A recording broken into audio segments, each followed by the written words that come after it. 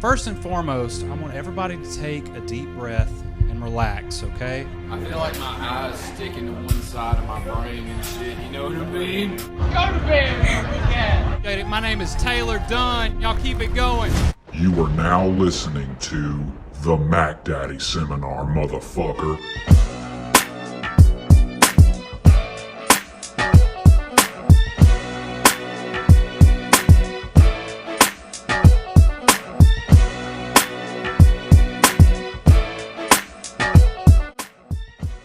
What's cracking, pimps? What's going on? And welcome to episode 41 of the Mac Daddy Seminar. As always, I'm your host, Taylor Dunn, and I know I say this pretty much every episode recently, but I apologize for not sticking to my promise and posting these episodes concurrently every single week, okay?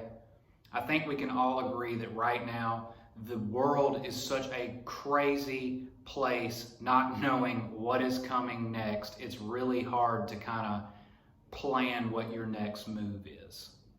So in the spirit of that, I think it would be safe to say that everybody is feeling a bit anxious, maybe a bit depressed, and all around your mental health may not be where you think it should be. I've been having, my own personal struggles just with everything that's been going on. I've been having trouble writing and, even doing this podcast just because things are changing so often now. It's really hard to get into a creative mind state. So the whole purpose of this podcast isn't funny or joking or anything like that. This is more of a seminar, if you will. So I hope you take the advice that I took, and that is if you're struggling with something, you reach out to somebody, okay? So that's what I did. The person I reached out to has been a good friend of mine for over 10 years, even though we haven't seen each other in probably 5 to 6 years. We still keep up with each other on social media, and we reach out to each other through messages every so often, and it's just really been a joy to watch her grow as a young woman, and especially coming from what we were into when we were teenagers to now, it really was kind of inspiring to see her and her family grow. The person I'm talking about today on the subject of mental health, she's not a mental health professional, but I'm often inspired by a lot of the things that she posts, and I hope you feel the exact same way. There are a couple of opinions that get tossed around in this podcast, and I'm sure she would agree with me. They're not meant to, hurt anybody's feelings or put anybody down. It's just, we literally just had a raw conversation for almost 3 hours. So if it hurts your feelings, just take into context, like we're talking amongst ourselves here, okay? But without giving too much away, my guest today is a longtime friend. Please give it up for my guest on the Mac Daddy Seminar today, Payton Thompson. Thanks for having me. I'm so happy to be here. Absolutely. How's that little one doing? Perfect. She gets fatter and smarter every day. Isn't it weird? Like, it's weird because when they're like, oh, they grow up so fast, yada, yada, yada. They don't mention, like, literally one night she'll be having trouble doing something, and the next day she's like, oh, it's fine, I got it. It's whatever. No big deal. I can do that. I was so secure about her not being able to roll over for so long. And then just one day she was like, oh, you thought I couldn't roll over? Tricked ya. And now it's on to making sure she doesn't fall off the bed. Yeah, I remember those days. Those were, I'm sure people, that's one of the main things about when you have a baby is like everybody feels like if they have kids, they know more about it than you do. And it's something I've kind of worked my way out of, because once I got to like the 2-year-old stage and the 3-year-old stage, I caught myself doing it. I'm like, oh, you think it's bad now? Wait till they start doing this. Mm-hmm. And, everybody, when they're first going through it, it's new. and every baby is different. Like, I was on deployment when Lily was like a year. She had just turned a year and like 2 or 3 months old, and I was on deployment for 6 months. And I was so worried about the stuff that I was going to miss because she hadn't started walking yet. Mm-hmm. And I was so worried I was going to miss her first steps. And it worried my wife because she was like, you know, she's not walking yet. The doctor is saying like she should be walking by now. And it was like 2 weeks after I got back, she started walking. Aww. So she waited on me to start walking. So I was happy about that. Aww. I love that. That's so sweet. Yeah. I can't even imagine Opie walking. I could, even when she was a preemie and she was this big, I couldn't imagine her, like, me ever having to hold her with 2 hands. And now that she's just this fat little ginger snap of a baby, every day it blows my mind. Yeah. I can't even believe that I gave birth. Like, in general, I can't believe that I did that. Now, if you don't mind me asking, and if you don't feel like answering, that's okay. But did you have a C-section or did you do natural birth? I did do natural. No epidural, no pain medication before, during, or after. It was a lot, but I spent my entire pregnancy preparing for that unmedicated birth because I have nothing against epidural either. I'm not like anti-epidural. I said from the very beginning, like, if I need that, I'm going to get it. It's no big deal. I just love the fact that a woman's body is so powerful, and knowledge is power. So I was like, I'm just going to learn my body in and out. And I know that my body can do this, so why not? And if I'm being honest, I probably wouldn't have that much of a choice either way, because when my water broke, I was 9 centimeters. So they were just like, so happy you didn't want this pain because it's kind of too late. Yep, it's happening now, yeah. Yeah, it was a lot. I wanted to do a birth story on it, but, I was in the hospital for a week before I gave birth, so it was just traumatic. Oh, yeah. Whenever Lily was born, so they told Zaina that she was going to have a C-section, because she was like full term. I think she was like, I may be messing this up, but she was like 36, even maybe 37 weeks. If I got that wrong, she's going to be mad at me, but it's okay. So basically the baby was ready to come out. Mm. And they told her like, hey, we're going to induce you tomorrow at 9 a.m. So we knew like we're going to have a baby tomorrow, which was kind of nice. So I called my in-laws and they came into town, and I let my chain of command know, and they were like, okay, yeah, you're good. Because in the military, they give you 14 days off after, if you're a male, they give you 14 days off the birth of the baby. Because those first 10, 15 days, those are kind of nerve-wracking. So. Well, also the mother just pushed a human out. Absolutely. They give you a little bit of support. Oh yeah, they give you 6 weeks.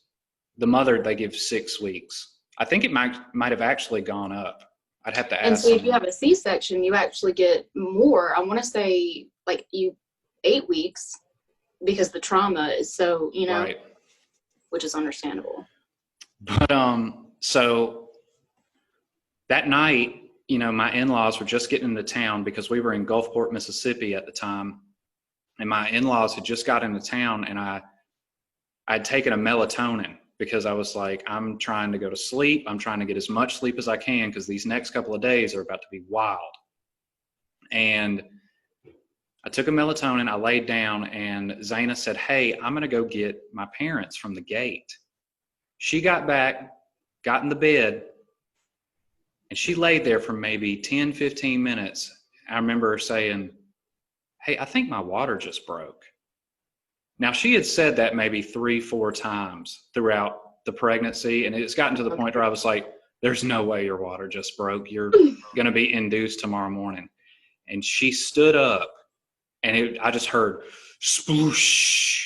Oh, my God. And I was like, well, that was it. And, that started our process. So we got her to the hospital, and it was like maybe 20 minutes after we got there, I think she was only 4 centimeters dilated. So they did the epidural and everything, and they're like, hey, so once this kicks in, at about 2:20 a.m., we're going to come get you, and she's going to be ready to go. Well, I was sitting in the waiting room with my mother-in-law, and this is right after that big, terrible shooting happened in San Bernardino, and I remember that being on the TV. Well, I look at the clock, and it's like 2:25. And I'm like, nobody's come to get me yet. I wonder what's going on. So I walked back down the hallway, and I talked to the nurses, and they're like, I was like, where's my wife? And they're like, oh, are you the dad? And I'm like, yeah. And they're like, oh, they're already in there. They're ready for you. Oh my God. And so I'm like, what? So I threw my, my smock and my, my gear on. Yeah. And they walked me into the room, and the whole time they're like, look, you don't get queasy, do you? Like, you're not going to pass out. And I'm like, no, I want to, like, I'm mad because I'm thinking. Was she having a C-section? She was having a C-section. Okay. They were like, you don't get queasy, do you? And I'm like, no, I want to be there and see my daughter being born. Well, because of how she was positioned in the room, they walked me in the front, and they had all of my wife's insides out on the table. And I just remember seeing it, and it didn't make me queasy. That type of stuff doesn't bother me. But I was just like, wow, that's really strange. And I walked in the room, and they took me around to where her head was, and she was like, this is weird. I can feel them like doing stuff. And I was like, I'm sure you feel something. Oh, that's insane to me. Oh, it was one of the craziest things. And the doctor who was up by where her head was like, he was holding me by my shoulders, like, you're not going to pass out, are you? You're not going to pass out. And I'm like, no, leave me alone. And it was maybe 90 seconds, and there she was. Aww. The doctor, it is so weird too, because his arm was like that deep in her stomach. Like, I thought I was being pumped or something, because it looked like something you see in one of those TV shows where, like, he was reaching down into the table, and they pulled her up and, face first, and I saw her and I started crying, and they took her over to the table and cleaned her off. And they were like, do you want to walk her to the nursery? And I was like, I can do that. So they handed her to me, and this is like how you're saying, like how, she was so little. Mm-hmm. Like, Lily wasn't a preemie. She was 9 pounds and 5 ounces, but still, I felt like I was going to break her. Oh my freaking goodness. Oh yeah, she was a big one. And, but when they handed her to me, I'm walking the length of the hallway, and that was the most careful I had ever walked in my life, because I'm holding her, and she's moving, she's not crying, but she's like, doing like this. And I'm just like, as careful as I can be walking down the hallway. And we took her into the nursery, and, that's pretty much it. I know that was a long story, but when you talked about, I love it. I love that. I can't imagine. So how exactly, how much did Opie weigh when she was born? 5 pounds, exactly. Wow. And see, it's funny that you mentioned melatonin, because my mom actually took melatonin the night that Opie was born. And she said she almost didn't answer the phone. And it's so funny to me, because I remember when I gave birth, I didn't have any visitors before, during, or after. That was just my personal choice. So it was just my mom and Zach. And I remember looking up and thinking, you look so weird, like scared, and like just like I thought she was just like amazed at what was happening. And later I found out that she was just melatonin high, like did not want melatonin. It's a lot. Yeah. It was a lot. But she was 5 pounds when she was born. I went into labor at 34 weeks is when I went into labor. On Christmas Eve, when I got to the hospital, I was having contractions 2 minutes apart. They stopped that. I had to get a catheter. Let me tell you something. Getting a catheter hurts worse than childbirth.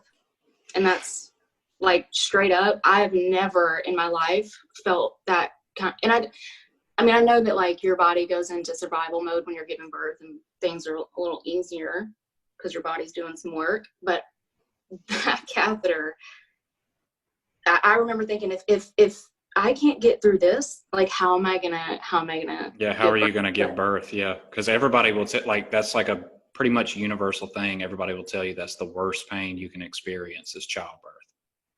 Yeah, and I do believe. I think it. I did a lot of research, and I found out that the pain stems from fear. Fear causes tension, tension causes pain. So that's why I say knowledge is power. The more you know, the less you fear, because things are happening to your body and you're not thinking, oh my God, I'm dying, because you know. I did yoga through my whole pregnancy, and I went to the chiropractor once a week just to make sure my hips wouldn't lock up, but I still felt like both of my legs broke. I think I pushed for an hour. And I had a midwife, and she was very stoic, very like, this is this and that is that. There's no BS here. And she knew that I wanted natural. She knew I had gone through all this stuff to prepare for it. And when my water broke, I was so unprepared for the way that it felt that I immediately just like went into shock immediately. And then when I heard the nurse say I was 9 centimeters, I was like, oh, okay. So there's no time to prep my mental. This is just happening. This is happening. Like to the point where when they were moving me, I had to stop them because I was like, like it's just about to come out of me. I can feel these. And they were telling me not to push, which is crazy. It's crazy. Like, yeah, I'm not going to push. I'm going to stop myself from pushing a baby out that's coming out anyway. Right. But, anyway, it was crazy. When we got into the room, my midwife hadn't gotten there yet. And I remember when I saw this male doctor, the first thing I said was, please don't cut me.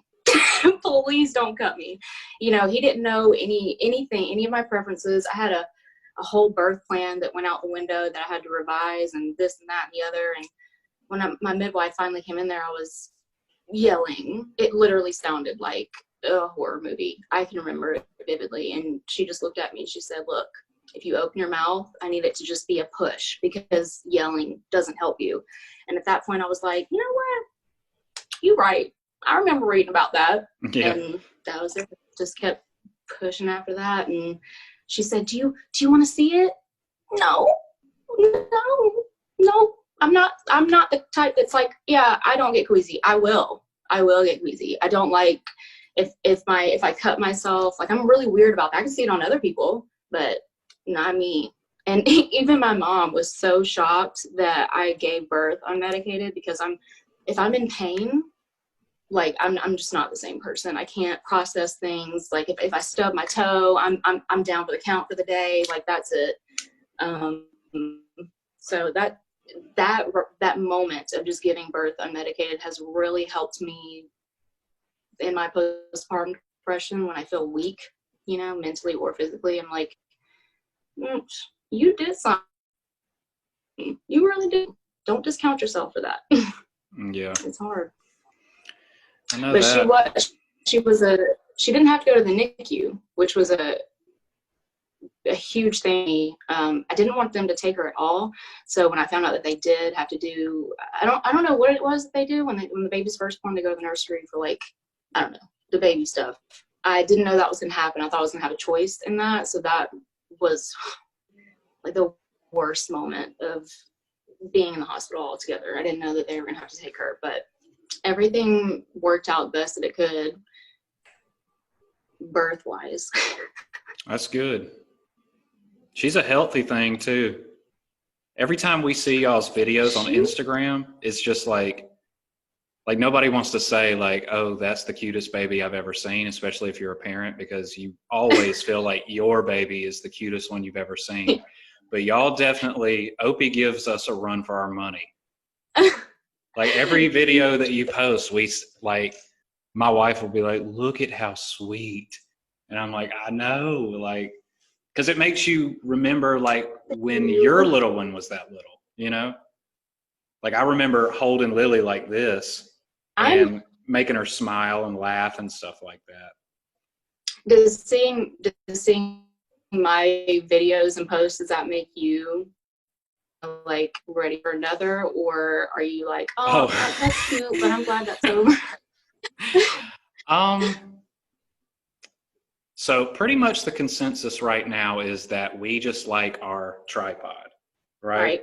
We just like having the one, because it's hard for me to imagine loving another human being as much as I love Lily. Mm-hmm. Like, yes, of course, my wife and then, you know, Lily, those are my, you know, two number ones. But the love that you have for your spouse is different than the love you have for your child. I think everybody would admit that. Mm-hmm. And, you know, at Zaina, originally she was like, I want at least 2 or 3, but lately she's like, oh, I'm good with the one. So as of right now, we're good with just having one. I feel that 100%. When I was pregnant, I told everybody, oh, I'm going to have 6 kids, at least 6. As soon as I gave birth, I was like, I can't believe that people give birth and then lay in the hospital bed and think, oh my gosh, I can't wait for my next one. I can't even wrap my head around that. And I'm sure it's different for people who don't suffer with postpartum depression, because that is just a real dark mental place. But I have friends that have given birth around the same time as me, and they're like, yeah, I think and I'm like, kudos. Yeah. You're strong for that, because if that's, I mean, it's all personal preference. Like if you want more kids, by all means, but I like having the one, you know? And I'm like a leave it up to God type of person, you know. If it happens, it happens, but I do also pray that it doesn't happen quite often. So that's where I stand with that. But I think that when you give birth, it takes a while for your hormones to balance out. So I'm just like, you know what, I say this now, but in a year and a half, I could be like, okay, yeah, I think I want another one, you know, looking back on these pictures and getting baby fever or whatever, because that baby fever hits, it really is. It really is. And I really didn't have a bad pregnancy until 3rd trimester, and unfortunately antepartum depression set in. And like I said, I just don't deal with pain. And Opie was so low in my vaginal canal that like walking, like everything was just hard. Everything was hard. And I just remember crying to Zach a few days before I went into labor and telling him, like, I can't take maternity leave early because I can't afford it, but I literally cannot deal with this pain. Like, I can't even imagine myself going X many more weeks with this pain in my body. It doesn't make sense. But turns out I didn't have to, because she was ready to come out. She was real ready. Yeah. Real ready.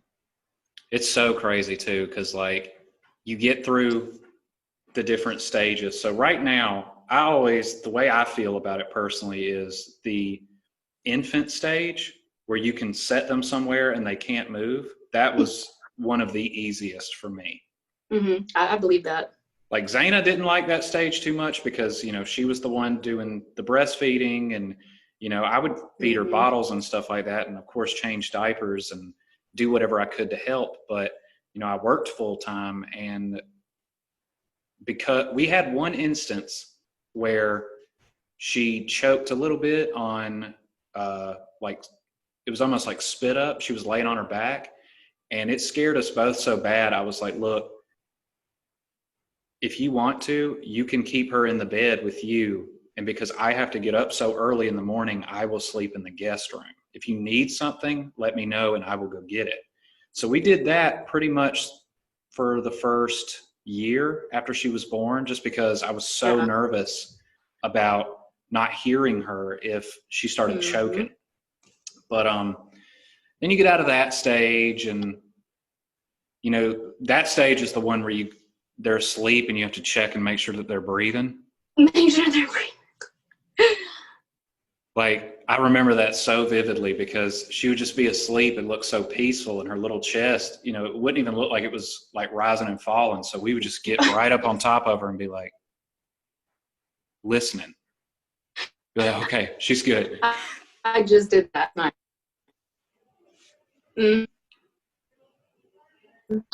I will do because she is,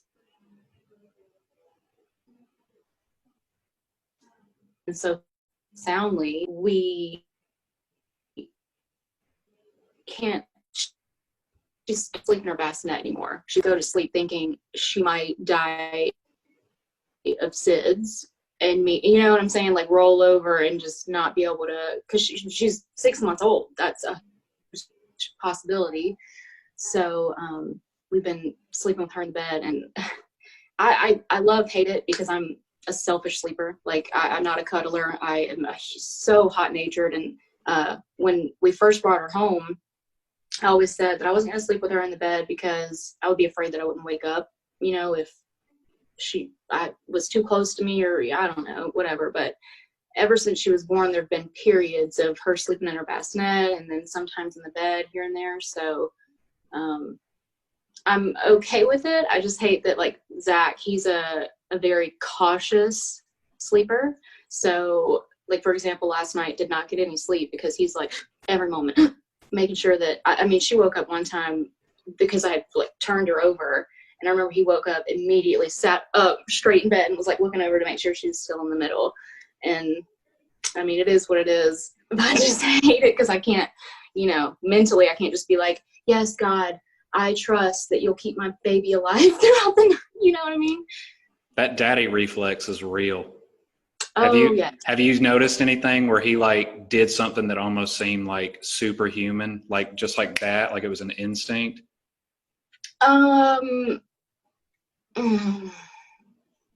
Specifically,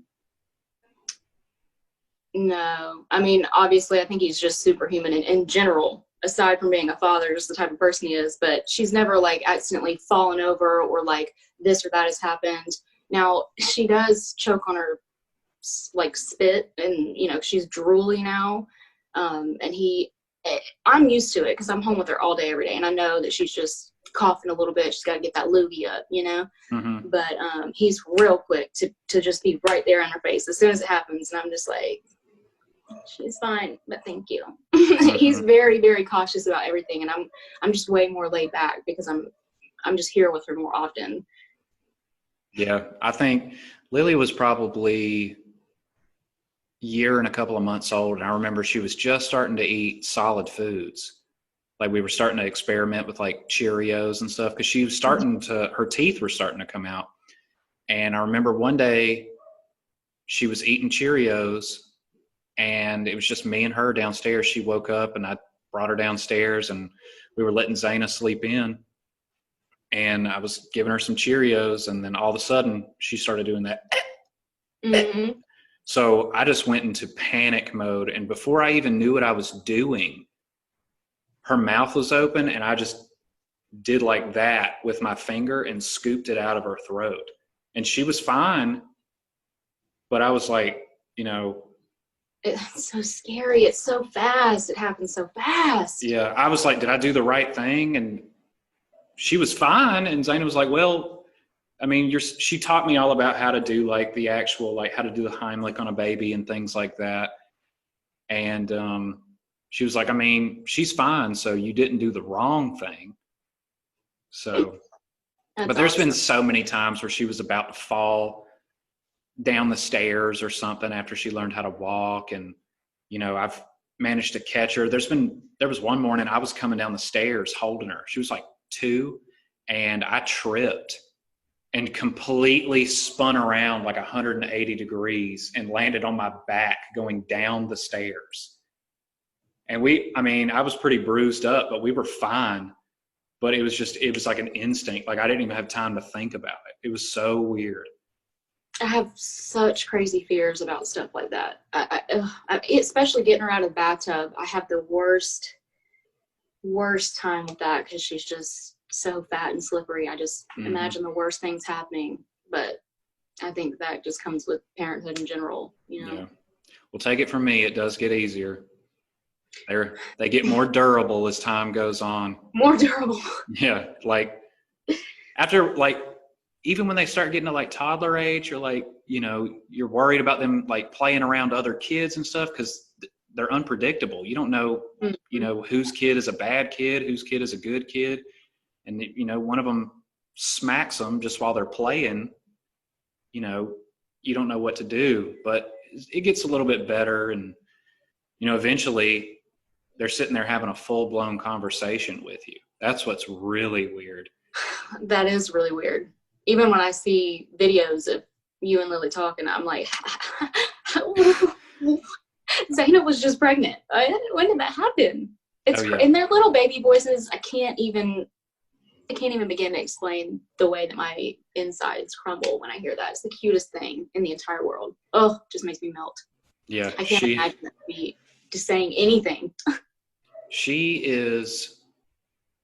It is the weirdest thing because, and Zaina will agree with you on this. She is a DNA copy. Her mentality of me.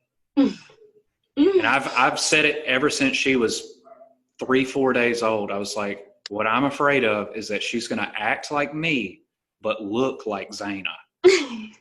Because by the time she's 16 years old, I am going to be in trouble. Because she is going to be goofy and outgoing. And she's going to be drop dead gorgeous. So I guess we'll see. I mean, I see a lot of myself in her facial features, especially a lot when she makes different expressions. But she's just all about making somebody laugh. That's all she wants to do. So cute. And I think a lot of that is just from me because I'm just a big kid myself, and I like to, you know, play with her, and you know, I'm always trying to talk to her. So I think she did get a lot of that influence from me. But then she'll do something that you could just tell it's genetic, and it's like, that is Zaina right there. Like her face when she's asleep, it looks just like Zaina. Aww. It's weird. That is insane. Opie, you've seen my mom, right? She's redheaded, freckles, pale skin, and Opie right now at the moment has pale skin and red hair, and I think it's the cutest thing. She's got Zach's eyes right now too, but it's almost like she looks like the baby version of my mom, and it's so crazy to me how that works. I know that they change and the hair and the eyes change and everything like that, but when I see pictures of like me and Zach holding her, it's almost like we're holding someone else's baby. I know that her face looks like mine, but it's crazy how they just take on the features of everybody. Yeah, it's almost like, it's like animal instinct almost, I feel like, because they start to develop like it's weird. Like sometimes like the faces you make that you know that only you make, they start to get them too. And you're like, yeah, they learned that from you. They're sponges. They learn everything.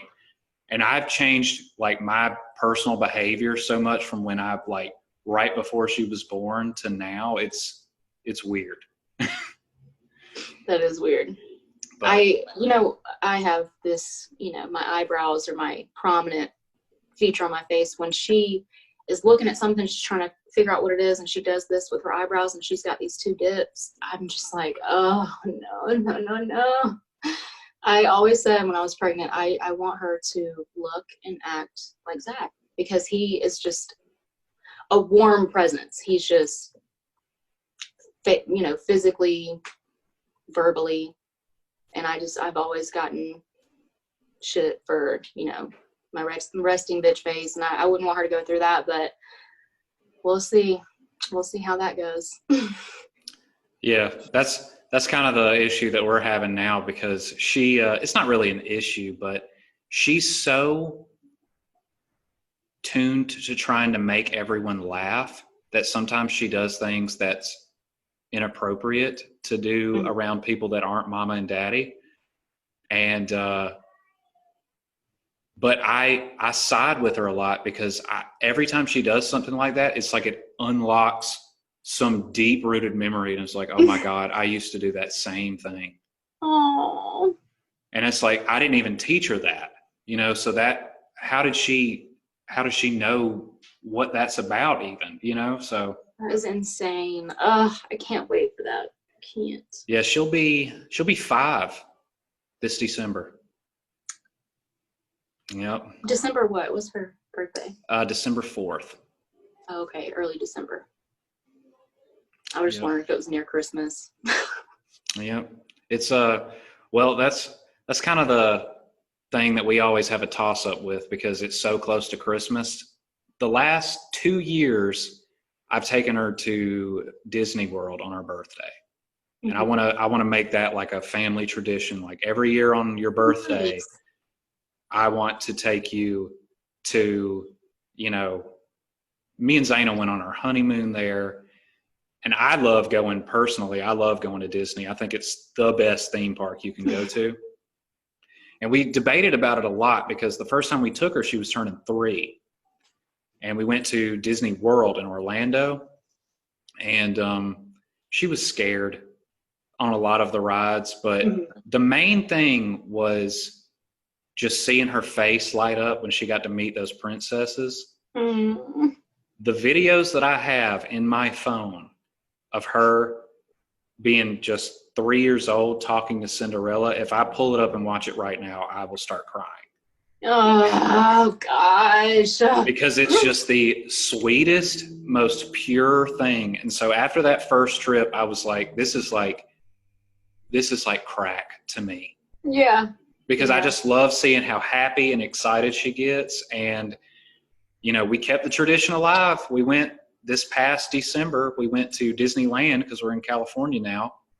And it was our first time, any of us, going there. We had all been to Disney World multiple times. But Disneyland, this was our first time going up there. And it rained that day, but we had a blast. And she did a lot better on a lot of the rides. And I was a sobbing mess for 90% of the day. And Zaina makes so much fun of me, because like we had just gotten in the park and I'm walking around like, Oh my you know? gosh, you big sap. we were eating breakfast. Like I do the works. Like when it comes to her birthday, I shell no expense. So Love that. we got everything set up for the trip like a month before. We just went for one day, because we can drive there in like 2 hours. Nice. And I was like, you know, we have to do a special meal. That's going to be her birthday meal. Well, the thing about Disneyland is they don't really have that many options for restaurants. And we went to, there's this one place, I forget the name of it, but it's like breakfast with characters. So, but the thing is, they book it months in advance. So I made some phone calls and did all this stuff. And then like 2 days before, I was able to get us a table there. So as soon as we get into the park at 9 a.m. when they open, we just go straight to breakfast. And literally within 10 minutes, my mascara was running. I was sobbing. And saying it's like every picture we have is going to look like, you know, somebody died. Because and I was like, I can't help it. It's just so sweet. That is so cute. Yeah, she just. I can't imagine that feeling. I mean, I know I'll experience it one day, but I sit here calling you a sap, but hearing it makes me want to cry. It's so sweet. So hopefully, you know, Disneyland was supposed to open July 17th here, but I think that's going to get pushed back, because they're really rolling everything back here in California. Now I was about to say, there, just as a whole state, they're way more restricted than here, I feel. Well, a We lot don't of really that. have any rules here, so. Well, right. And Zayna's actually in Alabama right now. Oh, really? Yeah, Zayna and Lily are there. Wow. Yeah, they she wanted to go home. This is the longest period of time that she's spent away. Mm-hmm. And, I just told her, I was like, look, if you want to go. And, get out of here for a little while because a lot of stuff is locked down and there's so much restriction on what we can do. So I said, you know what? Hey, go out, go spend some time with your family. Her parents were, nice enough to buy her the plane tickets. So, and they really weren't that expensive. It was kind of nerve wracking sending them to the airport because you had to wear a mask. But even as you got in the connecting flight from Texas, they said the mask thing was so relaxed. And then when they got to Alabama, it was just a free for all. But the main reason for that is California is a big tourist state. It's big time on tourism. That makes sense. LA is pretty much still in like phase 1. They just got to where they started to open restaurants and stuff, and then the protests started. And San Diego, we have a population of like 1.3 million people just here in the city. So it's I thought Montgomery was bad. no, it's I think I was talking about this, I think, in the same episode with Maggie Zink that I did. But the entire population of Alabama is only like 4 million. And then Los Angeles is like, I think 15 million people live in Los Angeles. Yeah. Oh, it's a trip. When you go, it's like, it's huge. Like, you're like, are we still in Los Angeles? And you're like, yeah. I can't even imagine. And it's, I've barely been to places outside of Alabama. I've lived in other states, but I feel like Alabama is kind of its own world, its own reality. You're right. It is. Like, that was one of the major takeaways that I've had since joining the military, because it's given me an opportunity to meet so many people from different walks of life. And, it really opened my eyes to, how different people are from different areas. Like, I've had friends that are from New York. I've had friends that are, were born in China and didn't get their citizenship until they were 16. I've had people that, were from Florida. My best friend right now, I've been with him since my very first deployment. And we ended up coming out here together because he has a wife and a daughter that's not much older than Lily. We were roommates on our first deployment. So when it came time to pick orders, he was like, I'm going to San Diego. And I saw it pop up on mine. And I was like, you know what? That actually sounds pretty good. So I came to San Diego too.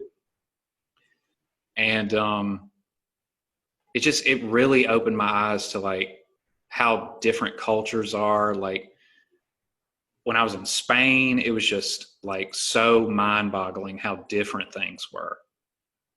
And like, even stateside, like here in California, like, nobody really even cares about college football here. Oh, that would be amazing. So like, I ask people, I'm like, hey, what's the score? And they're like, to what game? To what? And I'm like, oh, that's right. Y'all don't care about college football. And that's the only sport I personally care for is college football. I feel that. But I did for a while until my hatred for Alabama was just so overwhelming that literally everything here is,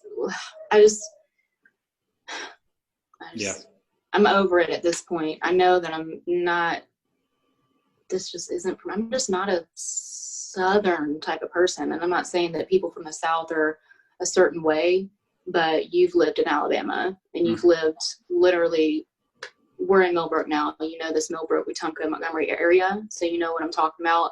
It's not, the crime rate, the education, the wages, everything here is just bottom of the barrel.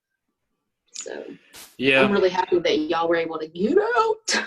Oh yeah. Whenever it came time for us, because my first duty station was in Gulfport. Like we were only 4 hours away. Mm-hmm. So it was still a lot different. It was a lot more, military friendly, obviously, but it being right next to Biloxi and, an hour away from New Orleans, it was, still like a lot, I say advanced, but that's really the best way to put it, from Alabama. And every time I went back to Alabama, I felt like I was stepping into like a time warp or something because it was so different. Yeah, it is. It is really different. And, when I would leave and go on deployment to Guam for 7 months and then come home, it was just so strange to come back. Like, it was like, because nothing had changed. Like, they built the Dunkin' Donuts and that's it. But you see people working at like Captain D's and stuff, and you're like, you're still here. Mm-hmm. And I had to kind of work through that because at a certain point, I felt like I was putting people down, and that's the last thing I ever want to do. Because I was like, why don't you do more? Why don't you, get out and travel and, see the world, go experience these people from other walks of life? Because it helped me grow as a person, And, like, even with like political affiliation, like, let me just first start off by saying that I have zero care for politics. Like, the only time I ever watch anything that's going on politics is because somebody did something funny. But I don't consider myself a Republican or a Democrat or a conservative. Same. If anything, I would say that now I'm a little bit more liberal than I used to be. Yeah. But I see things from both sides. And I feel like a lot of people lack that. Like, Alabama is primarily conservative, and, people feel a certain way about something. And if you feel differently, you're almost like an outcast. Absolutely. I mean, being a vegan here is just one thing, just one part of what makes it hard. They're really set in their ways, but to them, it's like this kind of like they're honoring something, like, this is how it is and we love it, and this is, you don't like it, get out. I feel that. I support you all the way, and I'm taking that advice. Because I'm a very, not that people here aren't open-minded, the majority are not, though. And it's not progressive here. Things aren't going to change as quickly as they need to. And I just know that I'm not meant to be, number one, living somewhere with this much going on, because my mental is not equipped to handle that. And also the weather here is disgusting. It's hard to breathe. So that alone, I can't. They say if your child's fussy, bathe them or take them outside, and one of those will work. Well, I can't bathe my child every day because I can't take her out into the world, because no one in Alabama thinks the coronavirus is real. So everyone here is just walking around freely. So I can't bathe her every day, and if I take her outside, she can't breathe. I mean, it's so humid here. I don't know. It's just, I love seeing your posts because, we've been friends for almost 10 years now. And I always love watching someone get out of here. It's a lot of inspiration. And I see that y'all are so much happier. I love that. Yeah. When we got here, it was like right before I left Gulfport, I was so excited about coming out here because I did a road trip with my buddy who's also out here back in April of last year. We drove cross country to get here in his Mustang. It took us like 4 days. And the farthest I had ever gone west outside of flying over it on my way to Guam was Texas. So going through the west side of Texas and going into New Mexico and Arizona, that is some of the most beautiful country you will ever see. It's mind-blowing how open it is. You're like, this is still America? Because it's nothing for 10 hours. Like, you're lucky if you come across a gas station. Jeez. Because it's just desert. And then you look and you see, you know, the border, and you're like, golly, that's Mexico right there.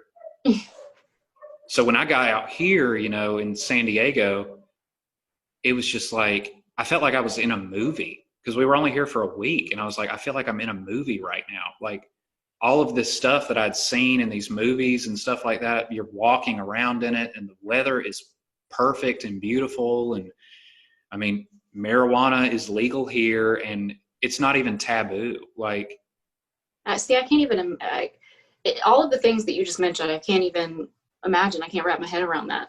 yeah, like here, when I walk, like when I go to do spots at the comedy clubs in downtown, I ride a ferry, because we actually live on an island called Coronado. And it's connected by a land bridge to the mainland of San Diego. So whenever I want to go do, you know, spots at the comedy clubs, I ride the ferry from the island over to the mainland, and it puts you right in the middle of downtown. Wow. And it's wild, because like when you walk through it, that's like the nightlife area of San Diego. And it just, the whole block just smells of weed. See, you say that, and like immediately I'm thinking about, for example, yesterday I go to the gas station and I immediately smelled weed, as if someone inside the gas station was smoking a joint. And like my immediate thought was like, I'm nervous. I'm nervous for no reason. Like, I'm not smoking it, but it makes me nervous because of, I guess, just how people are here. And I mean, everyone here is, you know,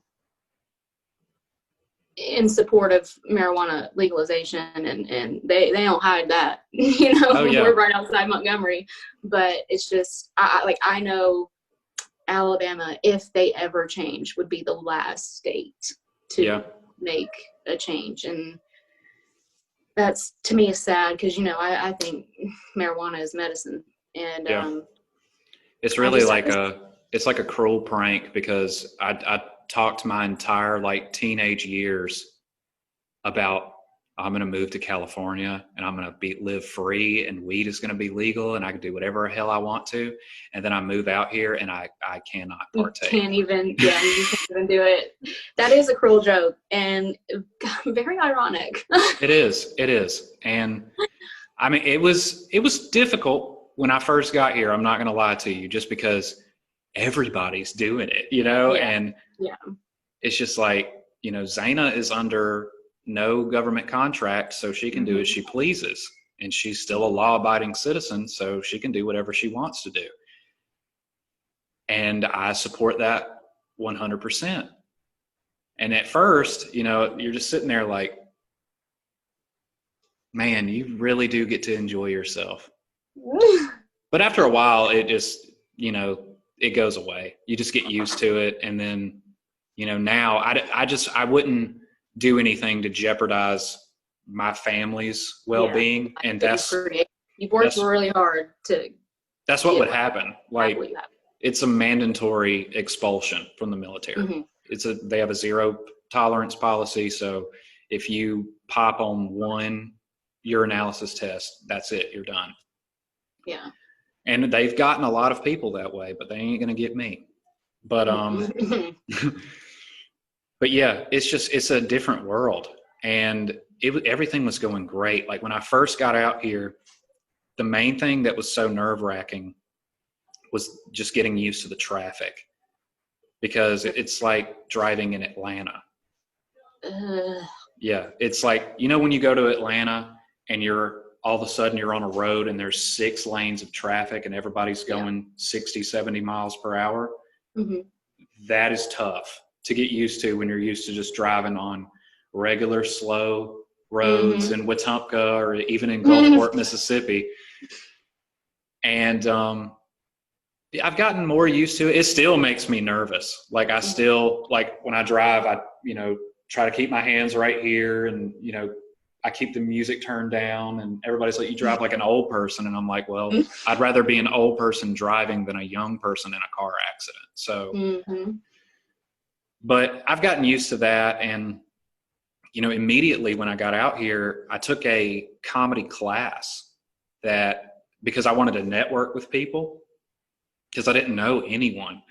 And I took a class for 6 weeks, and I met so many people that way. And, I was like, I'm here now. This is where you can develop as a comedian. And I started going to open mics pretty much at the minimum once a week, because trying to form that around my schedule and whatnot. And,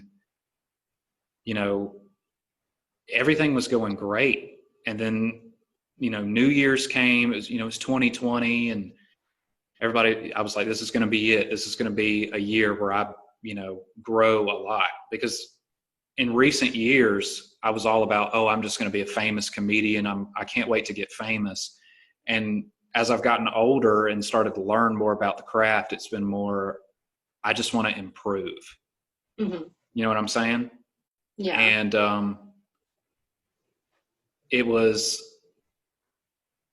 January, I think I did like 10 spots during that month, which is a big boost from what I was doing in Mississippi. Mississippi, I'd be lucky to get on stage once every 3 months.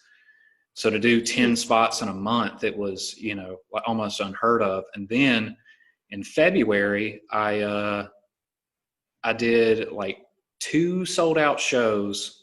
They weren't there just to see me. They were, there to see a plethora of comedians. But then I did that talent show, and that's where I posted that picture doing that theater. And that was the biggest crowd I'd ever done. So to do that in February, I was like, the only place I can go from here is up. And the last time I got on stage was February 27th of this year. And then I was like, you know what? I'm starting to get a little bit stressed out because I'm doing this so much and I'm working full time. I don't feel like I'm spending enough time at home with my family. So I'm just going to take a little break. I'm going to take a little breather. And then 2 weeks later, it was complete shutdown of everything. Yeah. Coronavirus said, you need a break? I got you. Yep. And so I was like, at first, I was like, you know what? This is good, because with everything that was happening with work, where they were, going to where we were on different shifts and things like that, I was like, you know what? This is my time. Like, I can really just concentrate on doing the hardest part of this, and that's writing my material. And then the first month went by, and I didn't have anything new. And then the second month went by, and I didn't have anything new. And, that's when the protests started. And that's really nerve-wracking because, this is a big city. And there were a couple of nights where it turned into a riot here. And it was scary. We watched, it was, for the most part, it was peaceful protests. But there was one night in particular where somebody was doing a Facebook live stream. And we sat and watched that for about 3 hours because everyone was talking about, we're going to go over across the bridge to Coronado, because Coronado is predominantly conservative white people, kind of like Alabama. And they were basically, a lot of hateful things were being said across to each other through the groups. So we were pretty nervous, and it got to where it was just so nerve-wracking with everything. And then, the workload sped up, and, that's when I kind of felt like Zaina and I, we started, really talking about like, hey, are you okay? You start hearing that happening a lot more. A lot of people asking like, hey, are you doing okay? Like, people checking in on you, because I mean, just the state of the entire world right now is so beyond anything I would have ever imagined that it would have been. Like, from everything going on with the coronavirus to, you know, what's happening with civil rights and, you know, the Black Lives Matter movement and everything. It's a lot to kind of grasp onto, and to try and crack jokes during a time like that. It's difficult to come up with, you know, things that are funny. And so, you know, that was one of the reasons I reached out to you, was because I see that you're so vocal about, you know, managing and maintaining your own personal. I'm sorry. It's okay. But you're so open about, you know, being real with yourself about your mental health and the state that you're in. And, you know, I see stuff that you post on Instagram, and I'm like, you know what, that makes a lot of sense. And I really started paying attention to it because there's been a couple of times where I felt like I was in a really dark spot, where I was like, you know, I shouldn't feel this way. And then I started paying attention to some of the things you were doing. Like, obviously, you're a vegan. You live a very clean lifestyle. And I was like, you know, maybe I should implement a little bit more fruits and veggies into my lifestyle. Like, I'm not a vegan, but I've gotten to where instead of like eggs and sausage and a traditional Southern breakfast, I just have a smoothie. That's awesome. Yeah, I just literally, like, Zaina got this really nice blender for Christmas, and I use it more than she does. And it's, you know, sometimes I just chop up a banana, throw some spinach in there and some milk and spin it up. And I mean, like today, that's the only thing I've had to eat all day, and I feel great. And that's awesome. That makes me so happy. Things like getting more exercise and things like that, like, I think I'm starting to notice it more as I'm getting older. You really have to, like, even, and I know some people will say, like, well, you're only 26.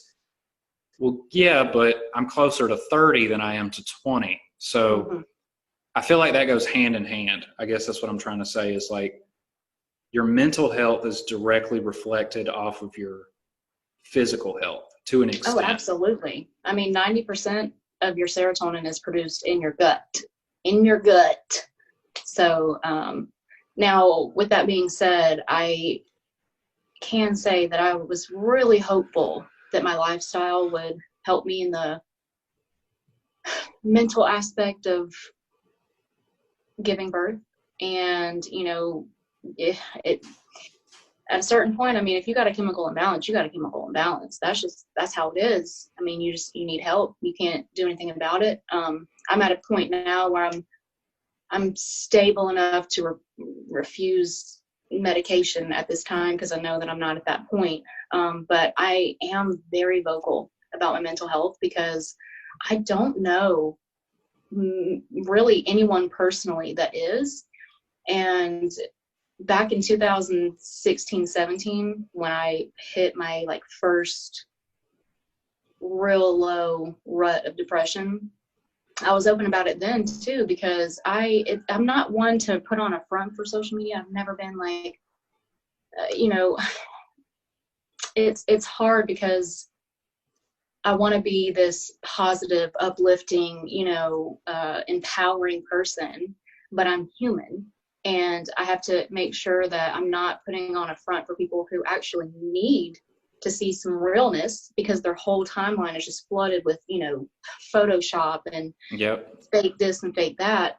And it really, people only post, or a lot of people only post the best versions of themselves. I'm guilty of this as well.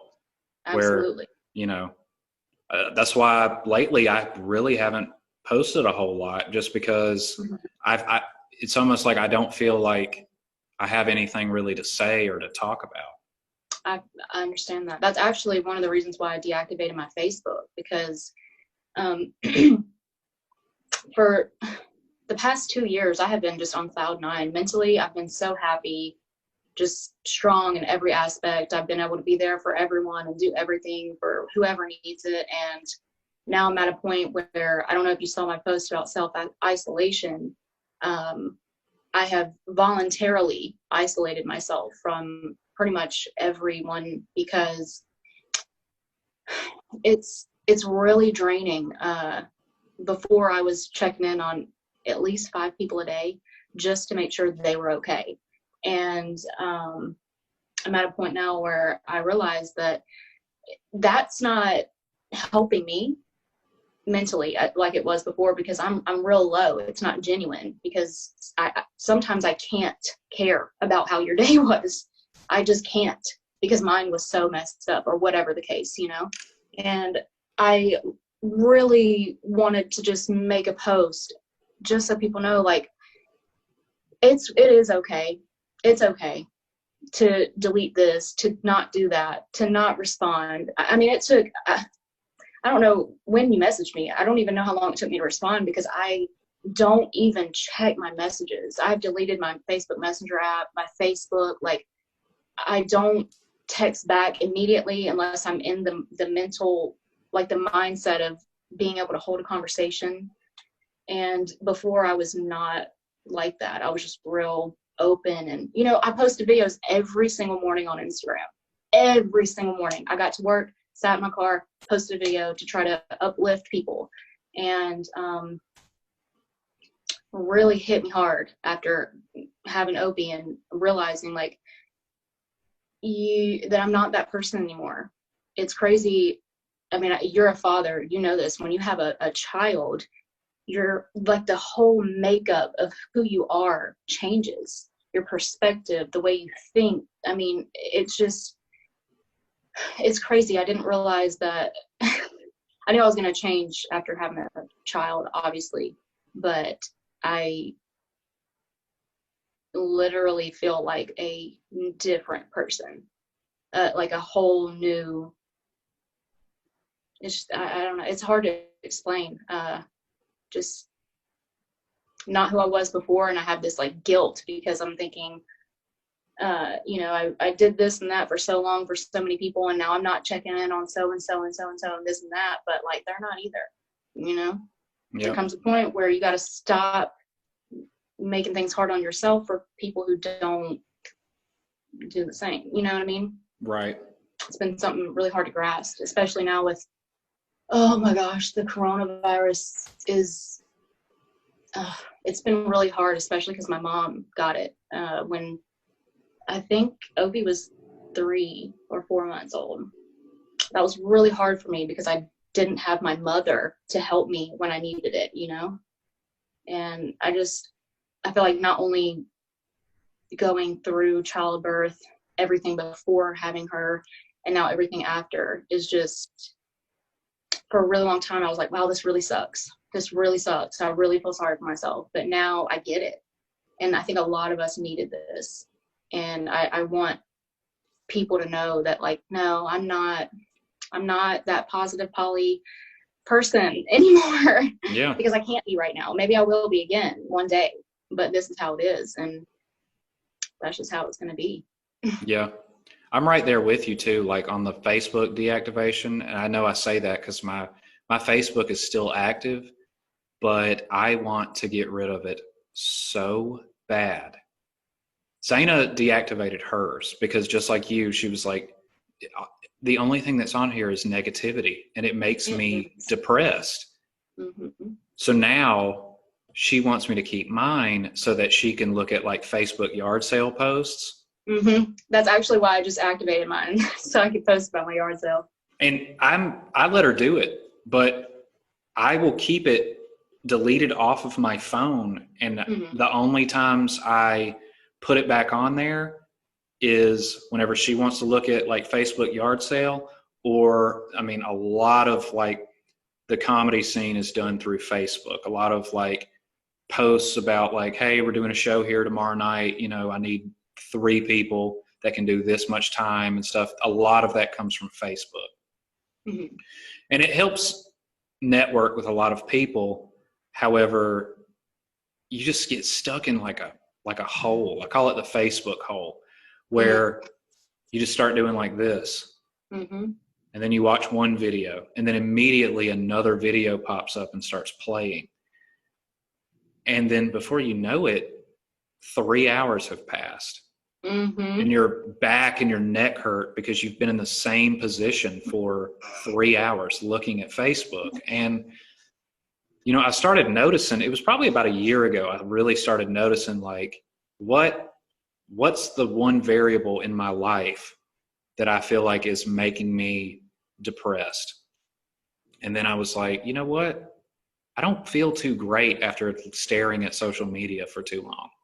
Mm-hmm. So I started researching it. I started, you know, watching YouTube videos about, you know, people that have that similar problem. And it's actually a really big problem right now. Our generation is, you know, was really the first generation to learn about social media. Like, our age group is the one where we got social media and we started using it to where we really use it more than we interact with each other face to face.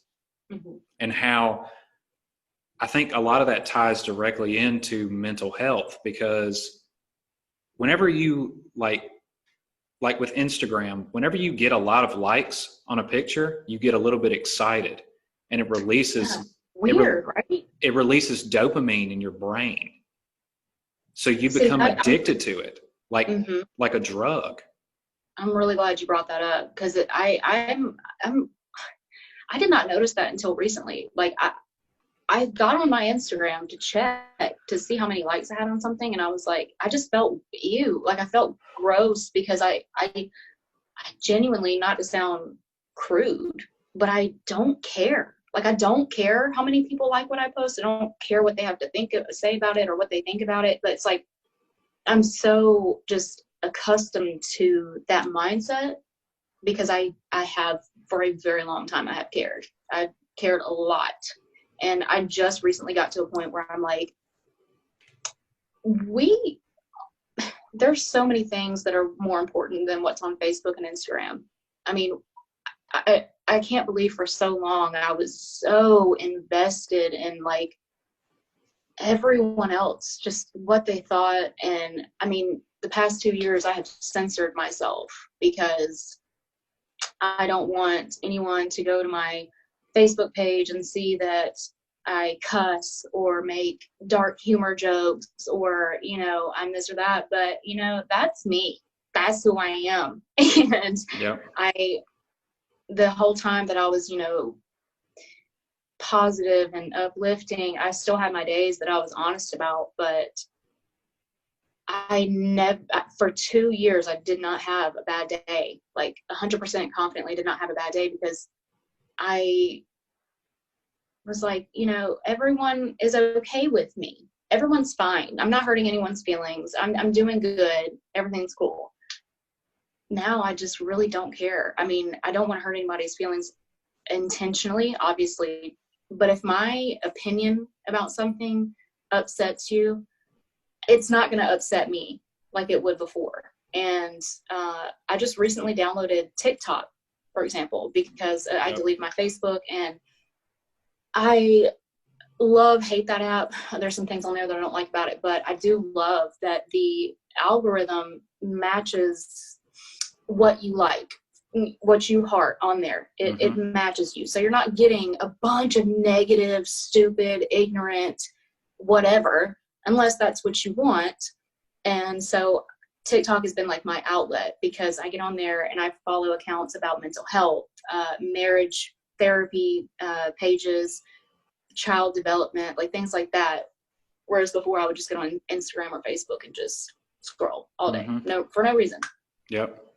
Just blindly. And it learns, like, from what you interact with. Like, there was a point in time where I would go on Facebook looking to argue with people.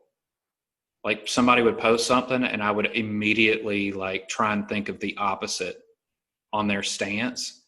And I would spend 2 or 3 hours arguing with people on stuff that I didn't even necessarily think was that big of a deal. And then I realized that's so negative of me to do that, to the point to where now I'll see something and it will be the most hateful, racist, absolutely just terrible thing to post. And I'll pull up the comment thing and I'm about to type something and I'm like, you know what? This person is not going to change their mind. No. Why would I even waste my time talking to them on this? And it's messed up friendships. Like, it's to the point now where if you post something so blatantly ignorant, I'll just block that person. I'm like, you know what? Mm-hmm.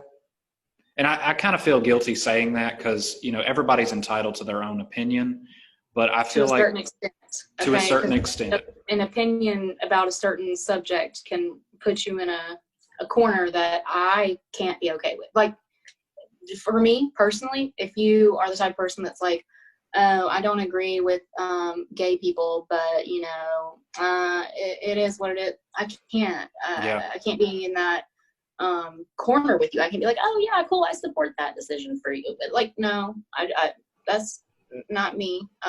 Which is, I bring up gay people because we're in Alabama, and that's a lot of like where a friendship will end here because people are just so open about Bible thumping. And I don't know. That's another reason why I can't wait to get out of here, because I'm just not meant to be in the Bible Belt.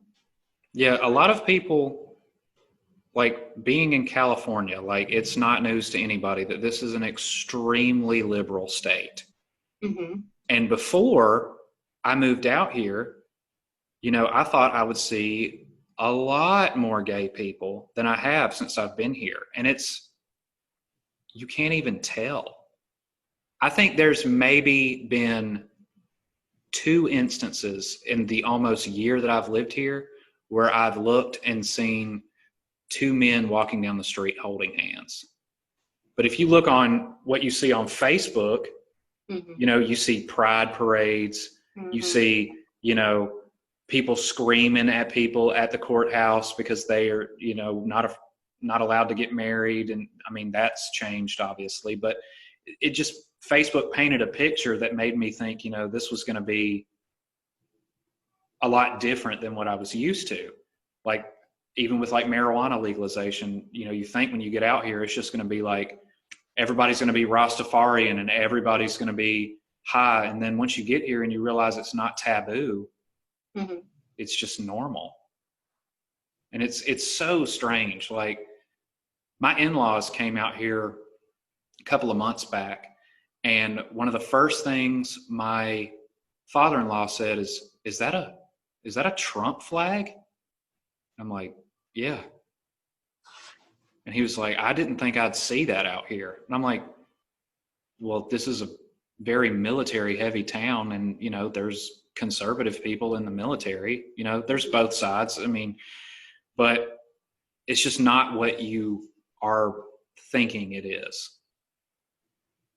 I don't know. It's the main thing that I guess Alabama always bothered me is I didn't feel like there was a lot of growth. A lot of people want things to stay the same.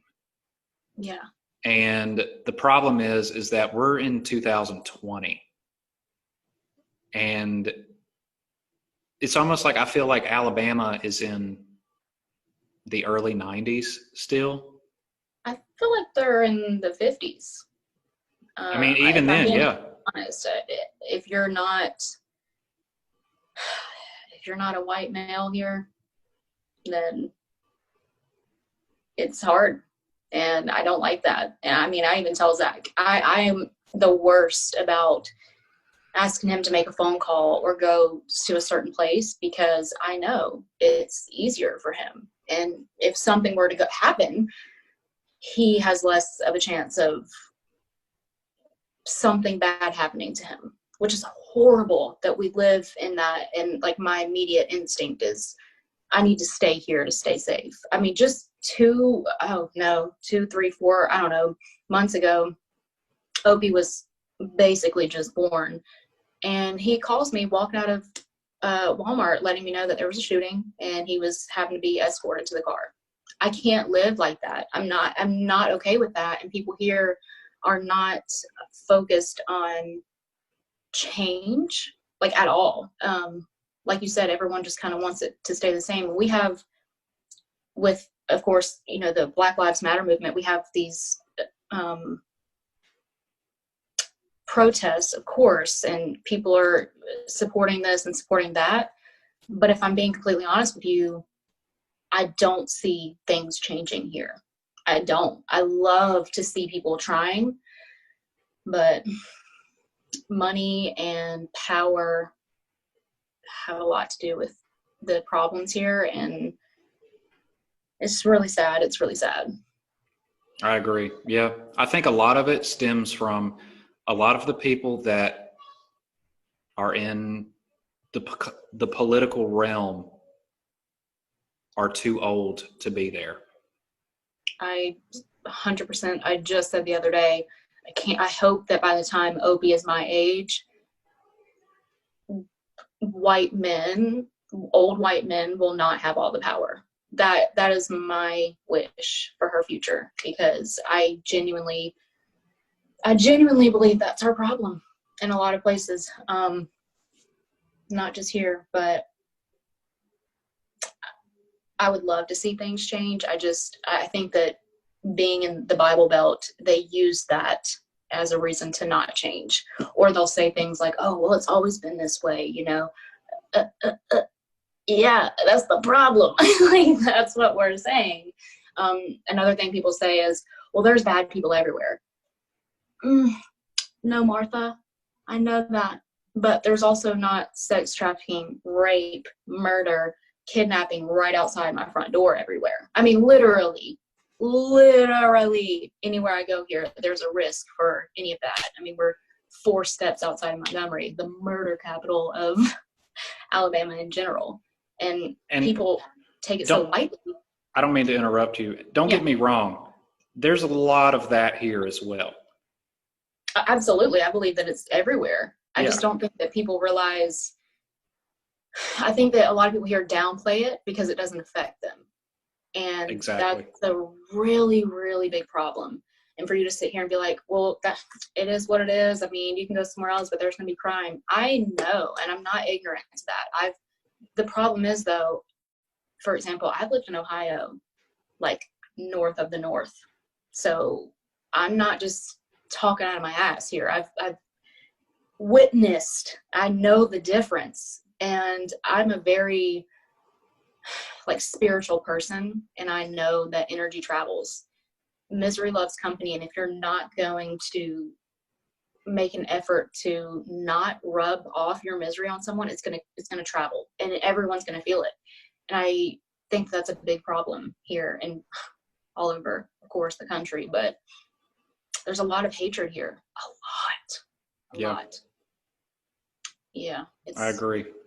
I don't know why it I guess because I was mentally okay for so long, and now that I'm kind of in a rut, I'm starting to notice things differently and process things differently. But it's sad. I mean, I hate it. I hate that it's this way. And I've always had that don't run away from your problems type of mindset. But I am so ready to sprint out of here. I mean, it's gotten to a point. I don't know if you can hear Opie. Oh, I do. It's okay.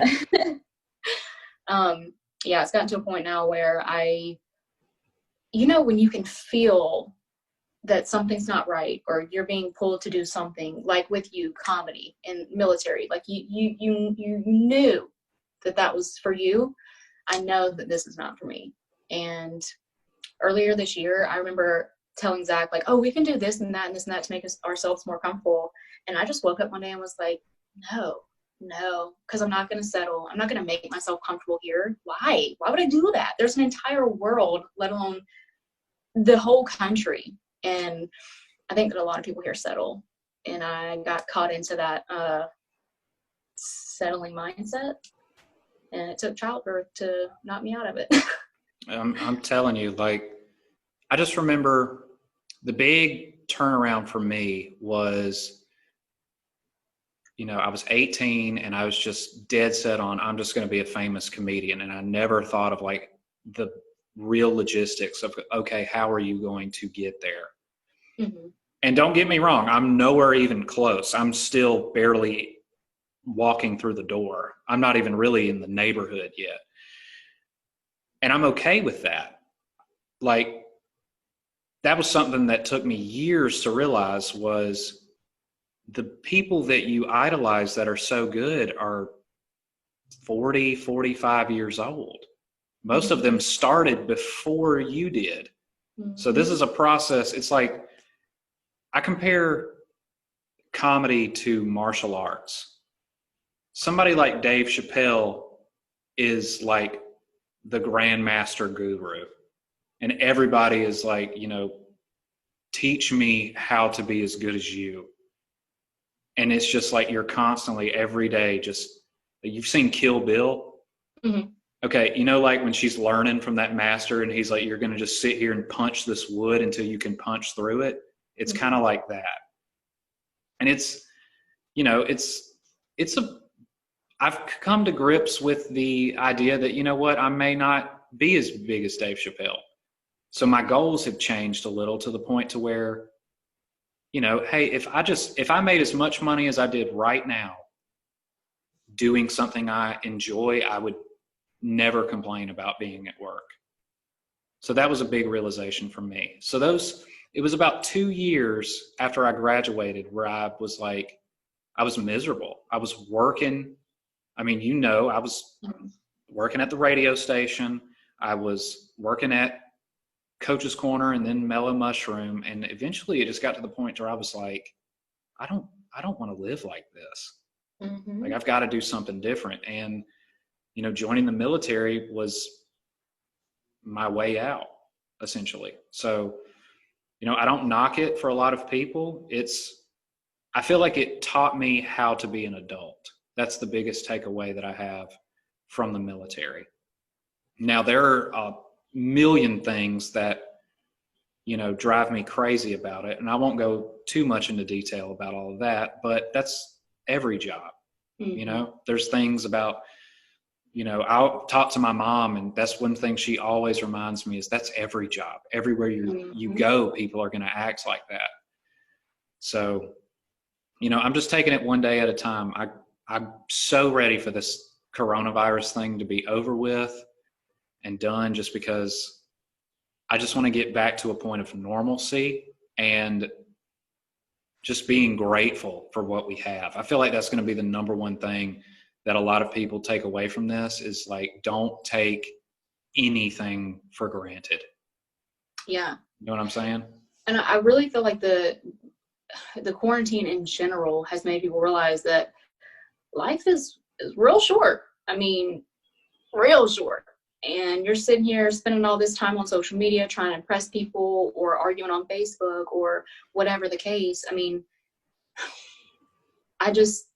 or maybe it's just me. Maybe it's just that my eyes have been opened recently, and I'm like, it's really not that serious. You know, this is not that serious. Like, things that would have bothered me before just roll right off me now, because, I mean, honestly, if it doesn't affect me, my husband, or my daughter, the rest of my family, I'm not going to engage in it.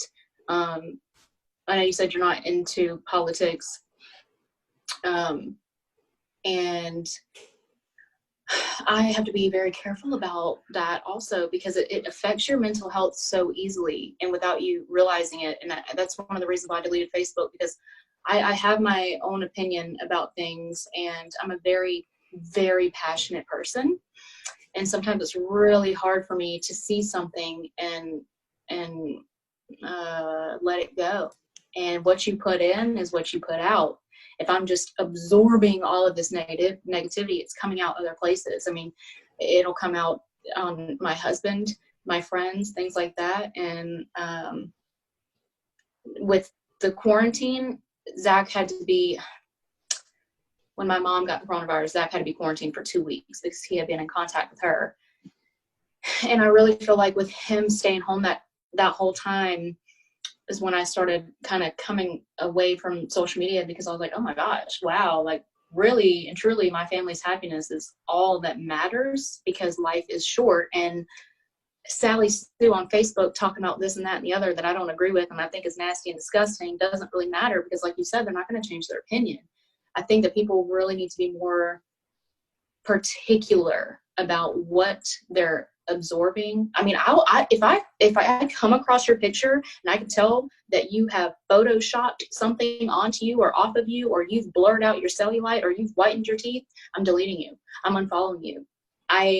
Because I can't see that and be like, oh, okay, yeah, that's photoshopped, no big deal. I'll see that and be like, oh man, must be nice, right? And I don't like that. I just have been way more specific about the people I talk to and follow, and it's really, really helped me. Yeah. I feel the same way. Setting boundaries will hurt a lot of feelings. For the past 2 years, when I was doing my Arbonne thing, I had so many friendships and relationships because I just didn't want to be like salesy. I want you to know that I care about you, right? Well, I can't do that right now. And so that's why I haven't been doing Arbonne, because I refuse to be fake about anything. I cannot maintain 15 conversations a day. That's just not where I'm at right now. I could do it for the past 2 years, but not anymore. It took a lot for me to realize that that's okay. Like, you do what's going to help you, and don't care what anyone else thinks, because at the end of the day, they're not paying your bills. They're not supporting your dreams. I mean, it's crazy how we will let someone's negative opinion affect how we think or how we go about something. Leaving my job, which was my career, medical coding, was a huge, like a guilty, oh, I feel weak, I can't believe I did this, mostly because my supervisor told me, you're way stronger if you come back to work than you would be if you didn't. It was a really hard thing for my mental to get over, because I've worked from the time I was 15 years old, and I have been pressured to believe that if you're not working and being miserable for 10 hours a day, then you're not paying your dues. No, I don't believe that. I don't believe that anymore. I don't believe that a desk job is the only way to go. I do believe that you can get paid by your passion. I mean, even just you doing comedy, people see that and they're like, yeah, okay, Joe, that's why you're going to be at your construction job until you're 67 years old. Like, I am not that type of person. And so I really had to cut a lot of closed-minded people out, because it'll affect me. Yeah. And don't get me wrong. Like, at the end of the day, I'm 100% transparent. Like, this is how I pay my bills. Like, I'm in the military. This is my job. And that comes, before comedy. And I do whatever I can, even if it's just trying out jokes with my coworkers, like, that's something that I had to realize, is that, I can use this to my advantage. As much as, I might be like, man, I don't know why I did this. And because I'm stuck, like, I can't quit my job. It's not like being a police officer where you can just, I don't want to be a cop anymore, and you quit. Like, I signed a contract and the government owns me until 2024. But I never would have been able to move out to San Diego if it wasn't for the military. I wouldn't have gotten to live in Spain for 6 months. I wouldn't have gotten to live in Guam for over a year. And, I'm able to take care of my family doing this. So I listen to a lot of podcasts with comedians and them explaining, like, this is what it was like for me. Like, one of my favorite people to listen to that kind of talks about the business aspect of comedy is a comedian by the name of Joey Diaz. And he just talks about how he was homeless for so long, and he's still, like, struggling with drug addiction and all of these obstacles. He just said, at the end of the day, my saving grace was comedy. And I was able to, he's a convicted felon. He wouldn't be able to get a job anywhere else for kidnapping, no less. Like, he'll tell everybody, like, I'm a criminal deep down. But he was able to use something that he was gifted with, which was making people laugh. And he's made a very illustrious career for himself that way. he's not the biggest comedian in the world. He's not Dave Chappelle, but there's only one Dave Chappelle. So I think everybody is kind of in that same thinking of, you know, hey, you may not be the best. Yeah. And that's okay. You know, and I feel like a lot of people should apply that to their own personal lives. Absolutely. And it's okay to not be the best. Like, you're good. You're fine. And that your world is not going to crumble. For the longest time, I was always a quitters never win type of person. Now I realize in order to find your passion, you have to try multiple things. If you don't like something, that's cool. Stop doing it. And don't let society make you think that you're less than because you tried something big right now is rollerblading. People have been rollerblading for so many years and they're like, ugh, it's such a trend now. So like, I guess because I'm just surrounded by people who are, you know, just one way. And if you're not that way, you're on the outs. It really, like I said earlier, kind of put me in that settling mindset. And when you have that turning point and you're like, okay, yeah, this isn't for me. You got out because of the military. And I feel like a lot of people here are like, well, I'm just stuck. I'm stuck. I'm always the first one to say, you're never stuck. And you can always unstuck yourself. There's always a way. You just have to want it bad enough. And I was this close to being that person. I'm stuck. I'm just stuck in this. I can't do anything about it. And I don't know what flipped the switch inside my brain, but I'm glad it did because I see now the happiness that comes with just not caring about what other people think. Just not caring. Yep. Not being influenced by, for example, my mom is a nurse. She's been a nurse since before I was born because she had to be. It's the only way that she could pay her bills. Now she loves being a nurse, but that is her whole identity now. And she doesn't know anything else. And even from the time I was young, I've always been open with her that I'm not that person. I won't go to nursing school. Could not be a nurse. That's just not for me. Mostly because I say I'm not a people person, but you know what I mean. I'm just not I'm so like sensitive and empathetic that everything affects me, you know, and which is one of the reasons why I chose a desk job, because I knew that I needed to be isolated. Now a desk job with 50 other women wasn't maybe the best choice, but it's crazy. It's so crazy how you can be accustomed to think a certain way and then something will pop off and you're like, oh, wait. It doesn't have to be this way? You mean to tell me that I don't have to care that only 2 people liked my post? Or this person said that I'm crazy for trying to move or, you know, whatever. I mean, all the shit I got just for being involved with Arbonne because it's an MLM. I mean, just, it's crazy how people are so open about being negative, but so uncomfortable about being positive. Yep. Like it just like it hurts them to be like, you know what, you do you. They have to put that opinion in there. It makes me sick. It's almost like people feel awkward.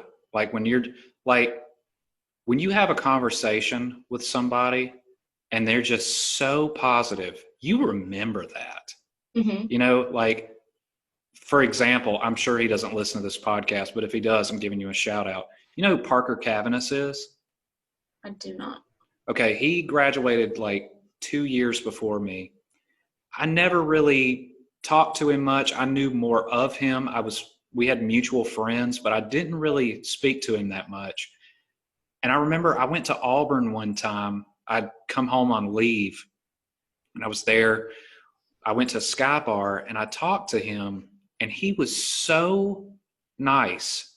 Just like, how have you been, man? And it didn't feel like forced or anything like that. It was like he truly felt, you know, like concerned, like, how have you been? And he was like, it was really nice seeing you. And I still remember that to this day. And why more people don't feel that way. Like, that's one of the main things I try to instill in my daughter is be nice to people, be kind to people. That has gotten me farther in the military and in comedy than anything, is just Absolutely. being easy to work with. Like, that's my number one asset in the military. It's not knowing anything about my job. It's just being cool to be around at work, Yeah. you know? And I try to, even though she's very young, I tell her, like, look, you can use this to your advantage no matter what you do. If you, Absolutely. you know what I'm saying? And I feel like, to kind of tie it all back together, when we started our conversation talking about kids, I feel like the main thing that pushes me as a comedian is, how can I tell my daughter that she can do anything she wants to do if I do not set the example by trying? Mm-hmm. You know what I'm saying? And Absolutely. and no matter what it is, whether you want to be a doctor, whether you, like, everybody has something that they want to do. Mm-hmm. Like, that is their drive, their focus. And a lot of it gets just kind of set on the back burner because you have to pay the bills. You have to, abide by society's rules. Mm-hmm. But I feel like a lot of people are negative or get depressed because they feel like they can't push towards those things still. Even if it's just an inch, there's still ways to push towards that goal. Mm-hmm. You know what I'm saying? I do. I feel like here, for sure, people get discouraged because when you're kind, the people you're kind to are not always going to be kind back. And you have to push through that. I mean, the cashiers at the gas station down the road, I've never had any of them be nice to me. But I still go in every single time with a smile on my face and say, hey, how you doing? Every single cashier I come in contact with, have you had a good day? Because it fuels me. Like, anytime that I am, especially now because we wear masks, right? Well, I do. I wear a mask when I go out. So people can't see my smile, you know what I'm saying? So it's really important for me to be verbal. I think that a lot of people around here will try to be positive, and then when they get shit on, they're just like, oh, whatever. I'm done with it then. I'm just done. Because, I mean, if you're going to treat me like that, I'm going to treat you like that. Like a back and forth. And it's really, really hard to push through that negativity when all you're trying to do is be nice. Like, I held the door open for you, man. You're welcome, like, instead of saying, oh, I'm just never going to hold the door open for somebody else ever again because, this person was an asshole about it. You do it because it's the right thing to do. It's Absolutely. the right thing to do. Like, I don't know. It's hard, but it's so worth it because I know that, like, money holds a lot of power, but I really genuinely feel like if you're just a good person, you can do and have anything that you want. It is possible. There's going to be obstacles, obviously, but a lot less than there would be if you're just a subpar human. Yeah, I agree. I will tell you one thing. People get high up, a lot of bad people can, but again, money and power and race. So it is what it is. I will tell you one thing. When you move, one thing that's going to be weird is how people interact with you. And I'm sure you've already, thought about that. But when I first got here to California, I was like, man, some of these people are rude. Mm-hmm. But then I was like, well, maybe this is just how people talk to each other. They're not used to hearing yes, ma'am, or no, ma'am, like things that we really take for granted in the South. When you get out here, people look at you like, what? And at the end of it all, like when they truly see that you're just trying to be a nice person, 90% of the time they get through it and they're okay. Mm-hmm. A lot of that has to do with that person's insecurities or their own trauma or, their own past experiences, which I have to remind myself of, especially I get on social media and I see something that I don't like, I have to remember that I don't know what this person has been through. You know, I know that one of my concerns is if my Southern accent will come off to someone as whatever way. You know how people are viewed in Alabama, that we're rednecks, you know, Hicktown, whatever.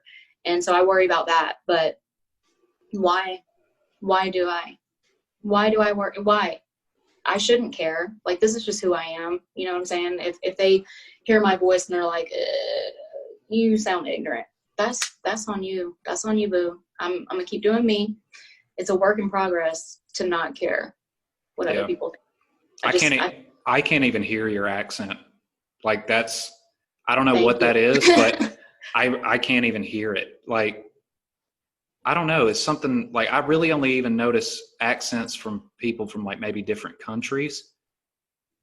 Like, I can tell like, oh, he's got to be Irish or something with that accent, you know, but the American accent, like, obviously there's like Boston and New York and stuff like that, but a lot of people hear it on me.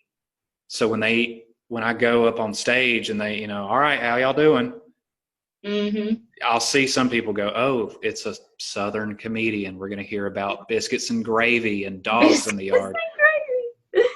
But when I start talking about, you know, I have a joke where I talk about, you know, one of the first things I had to get used to when I got here to California was, you know, the women out here actually have rights.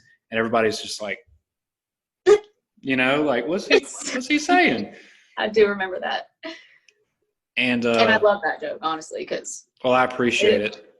It hit home.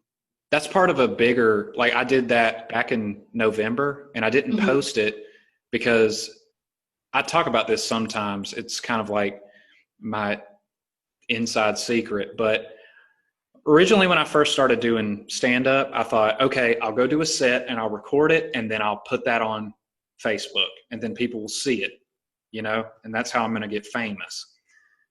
But it was pretty recently where I was like, if I don't post that anywhere, I can do it again. Mm-hmm. Like, I feel like I burn something whenever it gets put on social media, because a lot of comedians, that's the way they do their specials on Netflix. Like, once it comes out on Netflix, everybody's seen it. Mm-hmm. Being a comedian is a whole lot different than being a musician, because if a musician makes a really good song, that's what people want to hear. That's the hits. Yeah, over and over and over again, yeah. When you're a comedian, you got to be coming up with something new. Mm-hmm.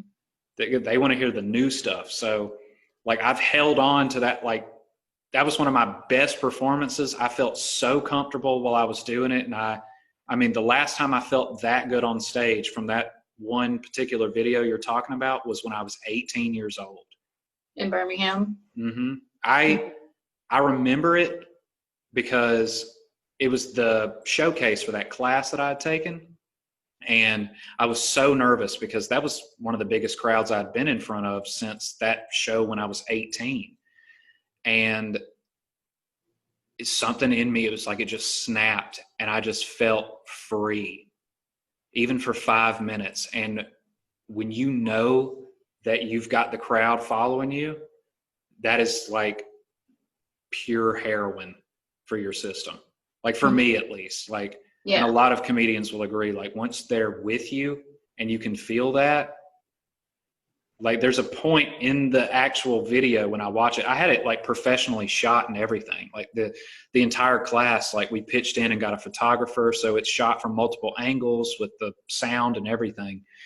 And there's a moment where you can see me kind of like, and I'm realizing it, like, oh, I'm doing good. And then it was just like, boom.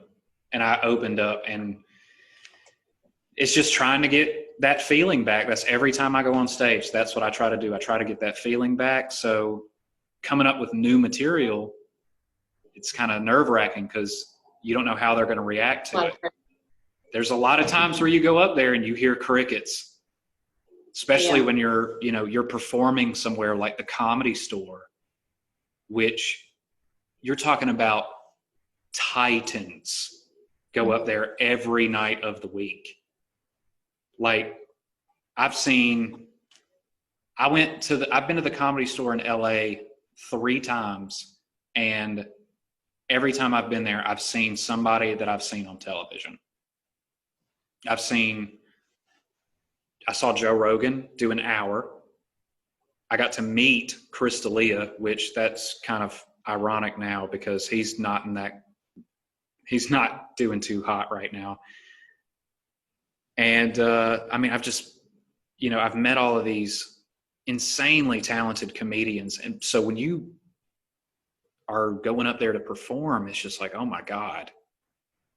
Like, I performed at the Comedy Store here in La Jolla. Robin Williams has performed there.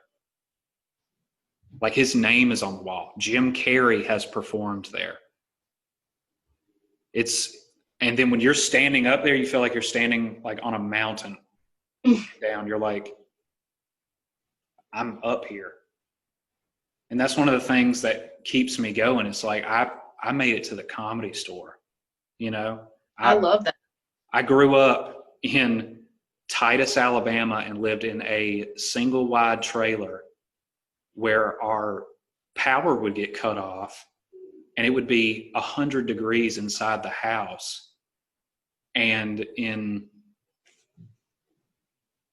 15 years, I've made it to the Comedy Store, and I'm still at the very bottom. I'm still like just working, trying to get up those steps. Mm-hmm. I know I'm talking about myself a lot, but this is what goes on inside my head. I feel that. And I feel like every aspect of life you can use in your own personal, pursuit of whatever that is to happiness, like for me, a lot of dealing with my personal mental health and my own physical health, all of that gets channeled into, for one, how I can be a better father and a better husband, because that's my number one. But then after that, how do I be a better comedian? So to tie everything together, like our conversation about mental health today, that's something that I can use to help me. And I hope it helps other people watching too, that they take something from it and they can apply it to their own personal life and whatever pursuit they're on. Does that make sense? Absolutely. I know I ramble. I love that you're fine. I love that you continue to pursue your passion because a lot of people don't. And for me personally, I don't have a passion right now. I'm still trying to figure out what I like and really who I am. And, my dream, my goal is to get paid for my passion, whatever it may be. Like, whatever it may be, I want that to pay me because I refuse to settle for a job like I've always done. And you are very inspiring because I've seen it all. I mean, from the very beginning. And I know the strength that it takes to push through negativity, and especially being somewhere like Alabama where it's very prominent and people view things like that as taboo. Like I said earlier, people are kind of look down on you if you want to work from home. I mean, example, my goal in life is for us to be a stay-at-home family, for Zach to find some kind of work where he can stay home.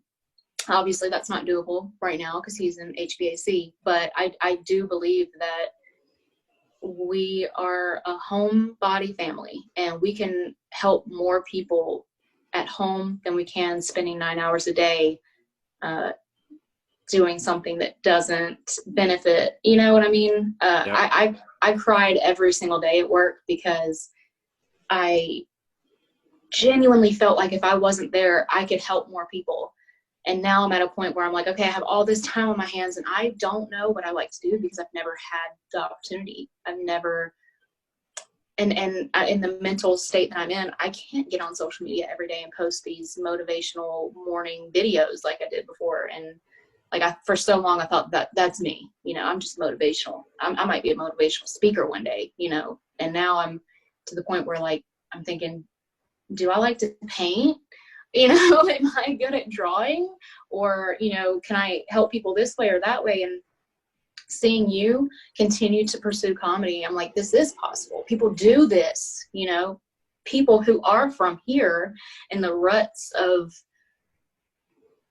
poverty, I guess you could say, in all aspects, can make it out, and they can help people. I genuinely believe that comedy in general is like medicine. I absorb energy and feelings really easily. So I have to, if I'm watching something, or I'm, you know, whether it be on TV or TikTok, I'm so sensitive. I can't, we watched a scary movie the other night, and I had bad dreams for 3 days, you know, and trust me, I am the biggest scaredy cat in the world when it comes to scary movies. I watched The Haunting of Hill House like 2 years ago, and I still have trouble like sleeping in a completely dark room. I just watched The Invisible Man, and I am a cat. Yeah.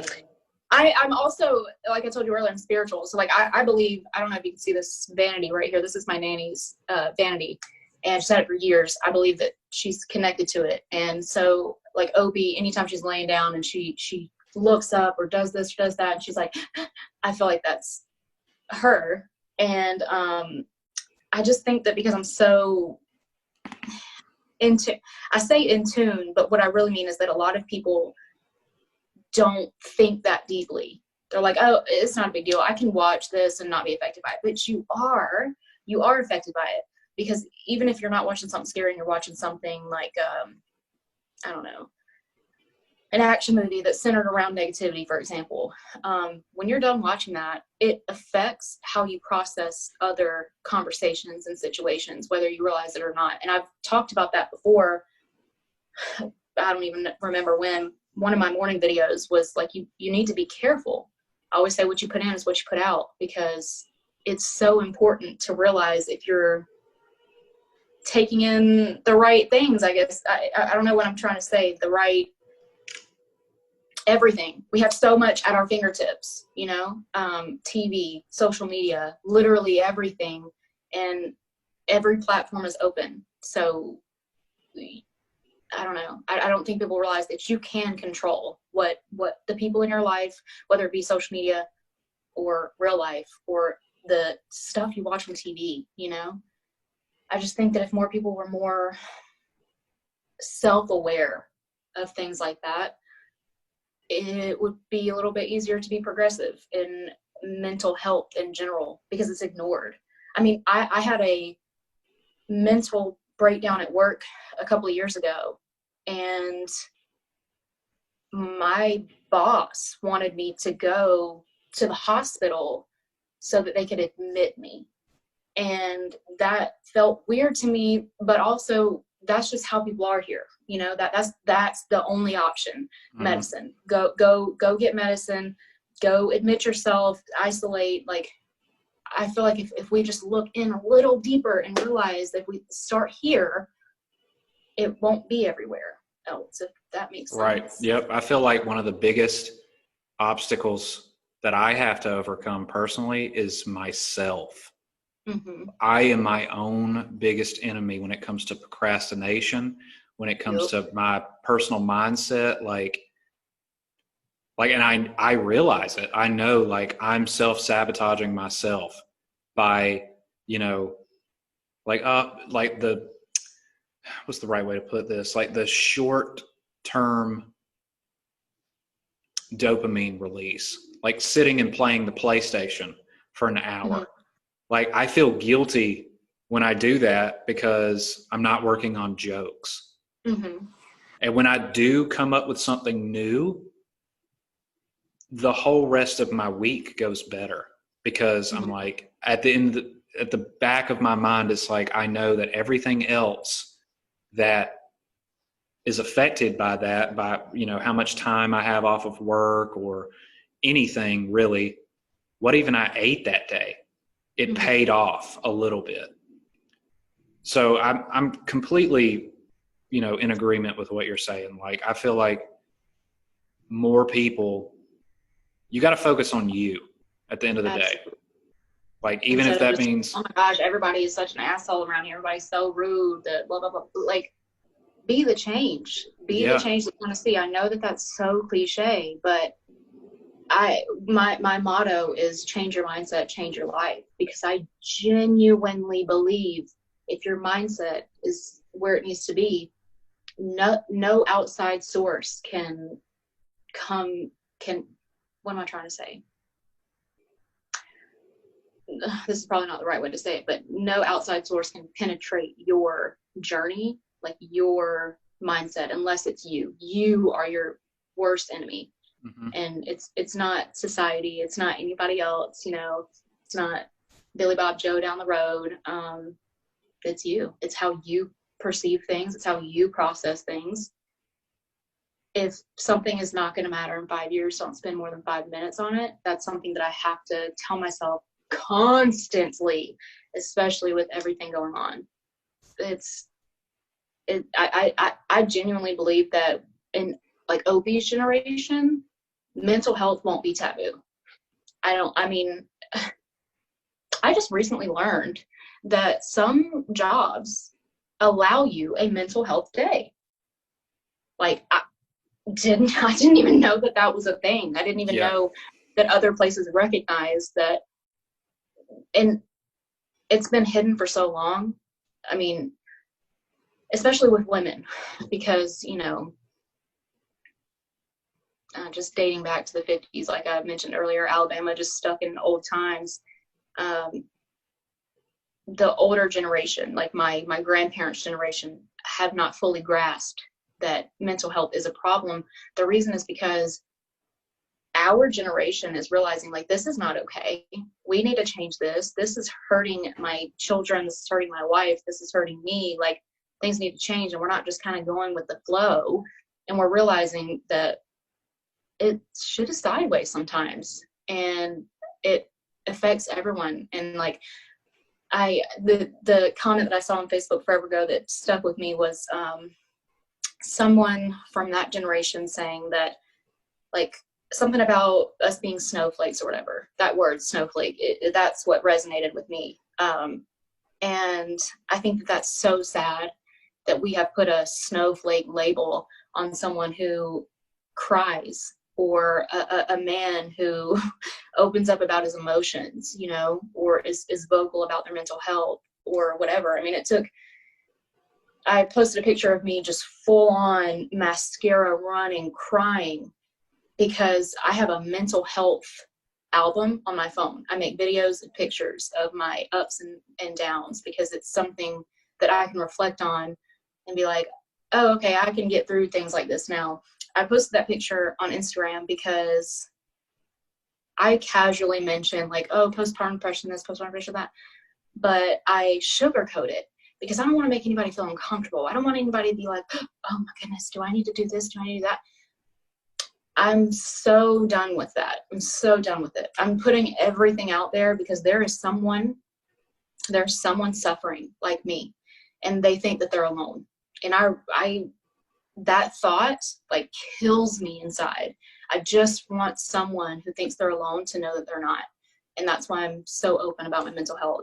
I just hope that someone will see it and be like, you know what? Okay, cool. I'm going to do the same thing. I'm going to be open about my mental health too, and see if it helps anybody else. And then it's just like a chain reaction. My dream job would be to somehow be centered around mental health, because it's just prominent, super prominent. I've been messed up my whole life. I was about to say, like, I think that would actually be a really good career path for you. Like, because you're so knowledgeable on the subject and you are so confident talking about it. Like, I don't feel like you hide behind a mask at all. You were so open with how you talk about things. That was one of the reasons I asked you to talk about this today, because I was like, who do I know that I could talk to about mental health? And then you were the first person that popped into my head. I think you would be fantastic at it, and I think you would help a lot of people. Because like you said, I don't want to live in a world where, my daughter can't be open about how she's feeling about something. Mm-hmm. Because, well, I just don't want to make everybody feel awkward. Mm-hmm. It shouldn't be awkward. It shouldn't. It should never be. It should never be. I know that Zach has lost a lot of friendships since we've been together because he doesn't care. I mean, if he's upset about something, he's going to tell you, especially now that we've had Opie. I mean, he can stare at her too long and start crying because he's just that sensitive now. And a lot of, in particular, men here in Alabama are like, you know, oh, I never cry. Crying is for babies. Da da da da da da da da. And it's really hard for him to relate to that. And I have to tell him all the time, like, there's a reason why some people are around and some people aren't. And I just hope that when Opie is older, she never has to experience someone like making fun of her because she's crying, you know? Yep. When I was little, my family had family meetings like once a week, and it was super open. You'd get everything out that you had to say. If you wanted to cuss, you could cuss. Like everything was open. And I really feel like those memories are what fueled me to be how open I am about mental health, because we were poor, trailer park poor, eating cereal and water out of a Ziploc bag poor. And I know that there are people out there currently going through that or have gone through that and think that they can't get out of this. Like, for example, Alabama. It is possible. Like, it is. And it's okay to not be okay, which is another, like, cliche saying. But it is. Like, not everyone is happy all the time. Like, not everyone is financially stable or mentally stable or whatever the case. And I'm glad that you asked me to talk about it, because my Instagram bio literally says mental health advocate, because I want everything to be brought to the surface. I hate shoving anything under the rug. I feel like things can be so simple, but we've made it so complicated because, you know, so-and-so's problem is annoying to you. Like, shut up and listen. Shut up and just listen and say, you know what? I'm sorry you're going through that. That really sucks. Don't chastise them for coming to you with tears in their eyes, or if I see anything on Facebook or Instagram or whatever, and someone has posted like a vague, I wish I was okay or whatever, you know how people do. I can't. And if I know that they're not BSing about it, I can't in good conscience see that and keep scrolling. I can't do it. I have to reach out to you because I know what it's like. And people do that. They're like nonchalantly, like here and there on Facebook, they'll share a meme or something. That's the worst. People sharing memes to express how they feel because they literally cannot verbalize it without getting shit on for it, because that's just how it is.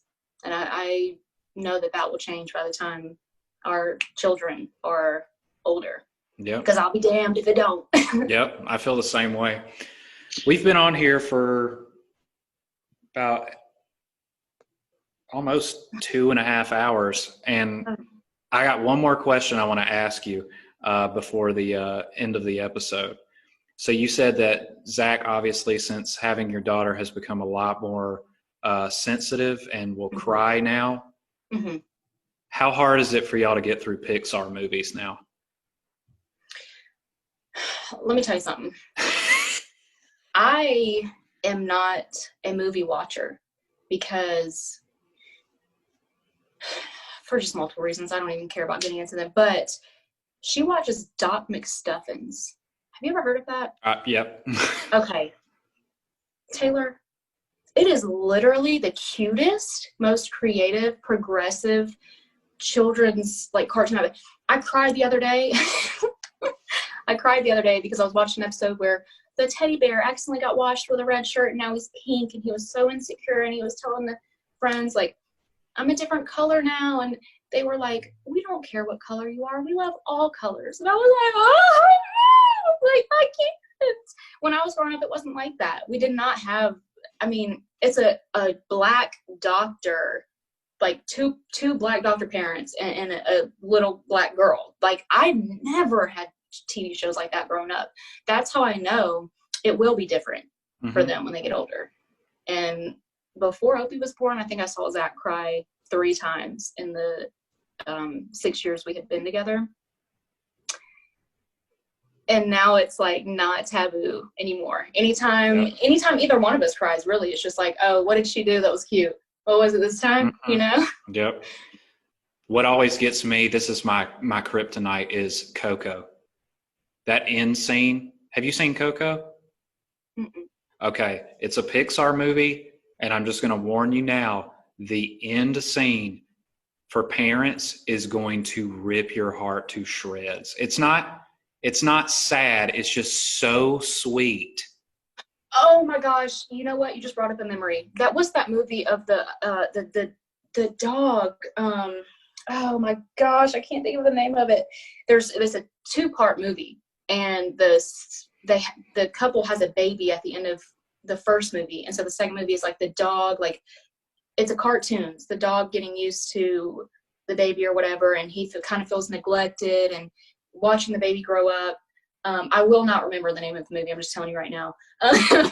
If Zach was here, he could tell you. But me and Zach cried so hard because when we brought Opie home, we had to keep our dogs away because she was so tiny. And we kept them away for 3 months. They did not come in our bedroom. Cried so hard thinking of Opie getting older and walking and like having a relationship with our dog. And you see now on my post, I mean, she's petting them and like laying with them and things like that. And that really hits me in the chest, you know? Yeah. Oh, I know what you mean. That the first time I watched Coco, Zaina was like, "Are you okay?" And I was like, "Yeah." I was sobbing because the end is just so sad and sweet. And then like I keep tally now, like where I'm like, okay, this movie's not gonna make me cry. This one is gonna make me cry. Yeah. I've watched Coco now probably 10 times, and I still, at the same part at the end, I will start crying. It's to the point now where if like we watch something new, because I try to expose her to, you know, more adult movies that aren't just cartoons that I grew up watching. Like she's a huge Jim Carrey fan. Love that. And, you know, we watched Mrs. Doubtfire the other day, and we're sitting on the couch, and it's that scene where, you know, Mrs. Doubtfire has to make dinner really quick, and then the family comes home, and she's like, "Dinner is served."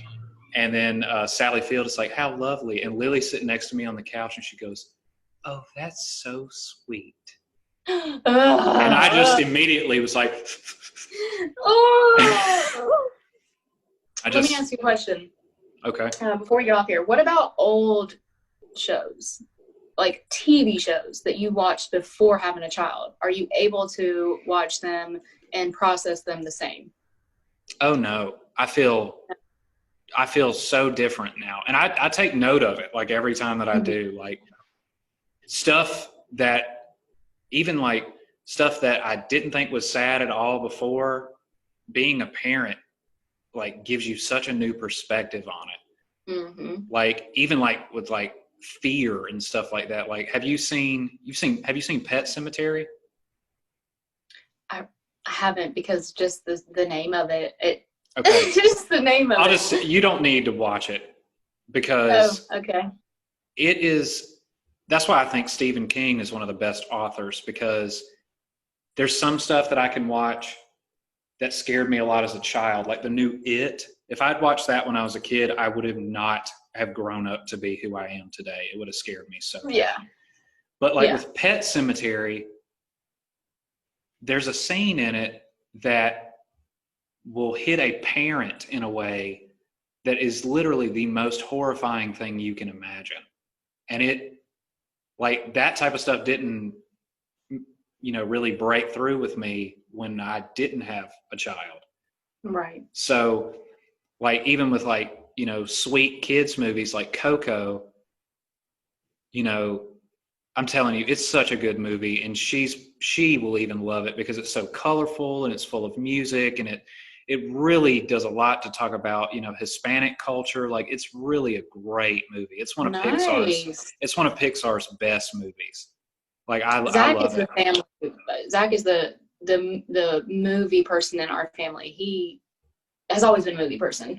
So I'll definitely mention that to him, because I just get to a point where I'm like, they have to be so particular about what I watch because I'm so just so sensitive, just so sensitive.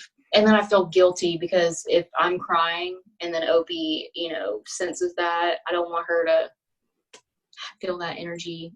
Yeah. Like The Walking Dead, some of that's hard for me to watch. We saw the scene of Lori dying, when she gave birth. And that killed me. And I was like, wow, I've seen The Walking Dead, just an astronomical amount of times. But now that I have a parental mindset, I can't even process it the same way that I did before. Yep. It's crazy. I agree 100%. But I'm telling you, that one is great. It's so. Is it on Netflix or Hulu? I think it is. They actually have a Spanish version available on Netflix as well. But I'm pretty sure it's either on Netflix or Disney Plus for sure. Oh, we have both. Yeah. So. I'll check it out. But yeah, a lot of those Pixar movies do that to me because, like, the first movie. This is the last thing I'll say, and then we can go ahead and end this because we'll talk all night if we get on this subject. The first movie that I cried watching, that was a kid's movie, post having Lily. I don't think I'd ever cried during a movie before having a child. But the first one was Trolls. Yeah. There's a scene in Trolls where I'm gonna get choked up talking about it because it was so sweet. It's like right at the end where all of their color's starting to fade and they're all down because they think they're about to get eaten by the Bergens, and they start to sing together and they start holding hands and their color starts to come back. And I was holding Lily. She couldn't have been 2 years old. And she started to sing with the Trolls. Oh no. Oh my God. And she thought something was wrong because she saw that I was crying, and she says, "It's okay." And I lost it. I can't. Oh my God. It was so unbelievably sweet. And it's those little things that, I feel like blow depression out of the water. Those little sparkling gold moments like that make everything kind of go away for at least a while. Absolutely. You know If what I'm not, saying? it's worth it for sure. Yep. For sure. Well, hey, we officially have been talking for 2 hours and 30 minutes. And I cannot tell you how much I appreciate you sitting down and having this conversation with me. I feel like a lot of people can, have something to gain from it. And, all I can say is thank you. I'm so proud of y'all. All the posts that I see of y'all, every time, we never say anything negative about either of you. It's just always like, look at them, like we're so proud of y'all. I really appreciate that. And we're really proud of you too. Let me just tell you that. I can't because I'm telling you, I'm too sensitive. But we've been friends for a really long time.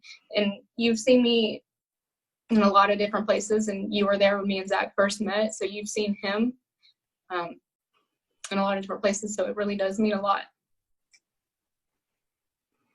Yeah, I hope the absolute best for y'all. Just, keep in touch. Let me know, how your move goes. And, if you have problems with something, adjusting to a new area, reach out to me. Because if there's anything I know how to do, it's how to adjust to something new to the best of my ability. Yeah. So I'll do whatever I can for you guys. If you ever need anything, just reach out. And even though we're thousands of miles apart, I'll do what I can for you guys. I really appreciate that. I really do. I appreciate that. Everything you've done, your friendship, your podcast, your YouTube videos, literally everything that you do for other people does not go unnoticed. And I'm really, really proud of you because there was a moment where I was worried when you graduated high school. Yeah. I'm really proud of that. That really helped me grow as a person. And we actually just had a conversation about that the other night, and it was a conversation that needed to be had because we had avoided it for so long. And we still, even after being married for 5 years and having a child, we're still learning things about each other and continuing to grow as a couple. And Love that. but I appreciate it. I love that you have Zana. Yep. Yep. She's my rock. So Well, her thank you. and Lily. Yeah, absolutely. Well, have a good rest of your day. Kiss that baby for me, and tell Zach I said hey. Absolutely. I will do that. All right. You have a good one. You too.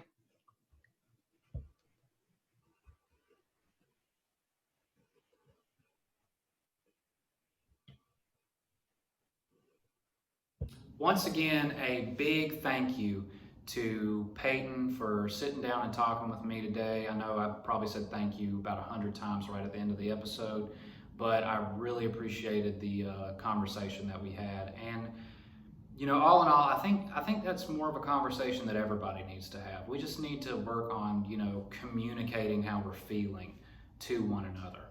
And I think that's something that we're missing a lot these days. So with that being said, look, I really appreciate you guys listening. For those of you who have reached out to me and asked me, hey, when's the next episode coming? I apologize for, the inconsistency. I try to work at it and get more on top of it every day. But like I said at the beginning of the episode, it's just really hard to plan around everything that's going on. But all I can do is get better. Okay? Hey, look, if you want to be on an episode of the Mac Daddy Seminar, or you just need somebody to talk to, reach out to me. It's fine. If you don't want to turn it into an episode of a podcast, that's fine. We can talk. That is 100% okay. But if you do want to be on an episode, let me know, and I'll see where I can work you in. That's pretty much it, y'all. So once again, I appreciate you guys listening, and I will see you guys whenever I see you. Y'all take care.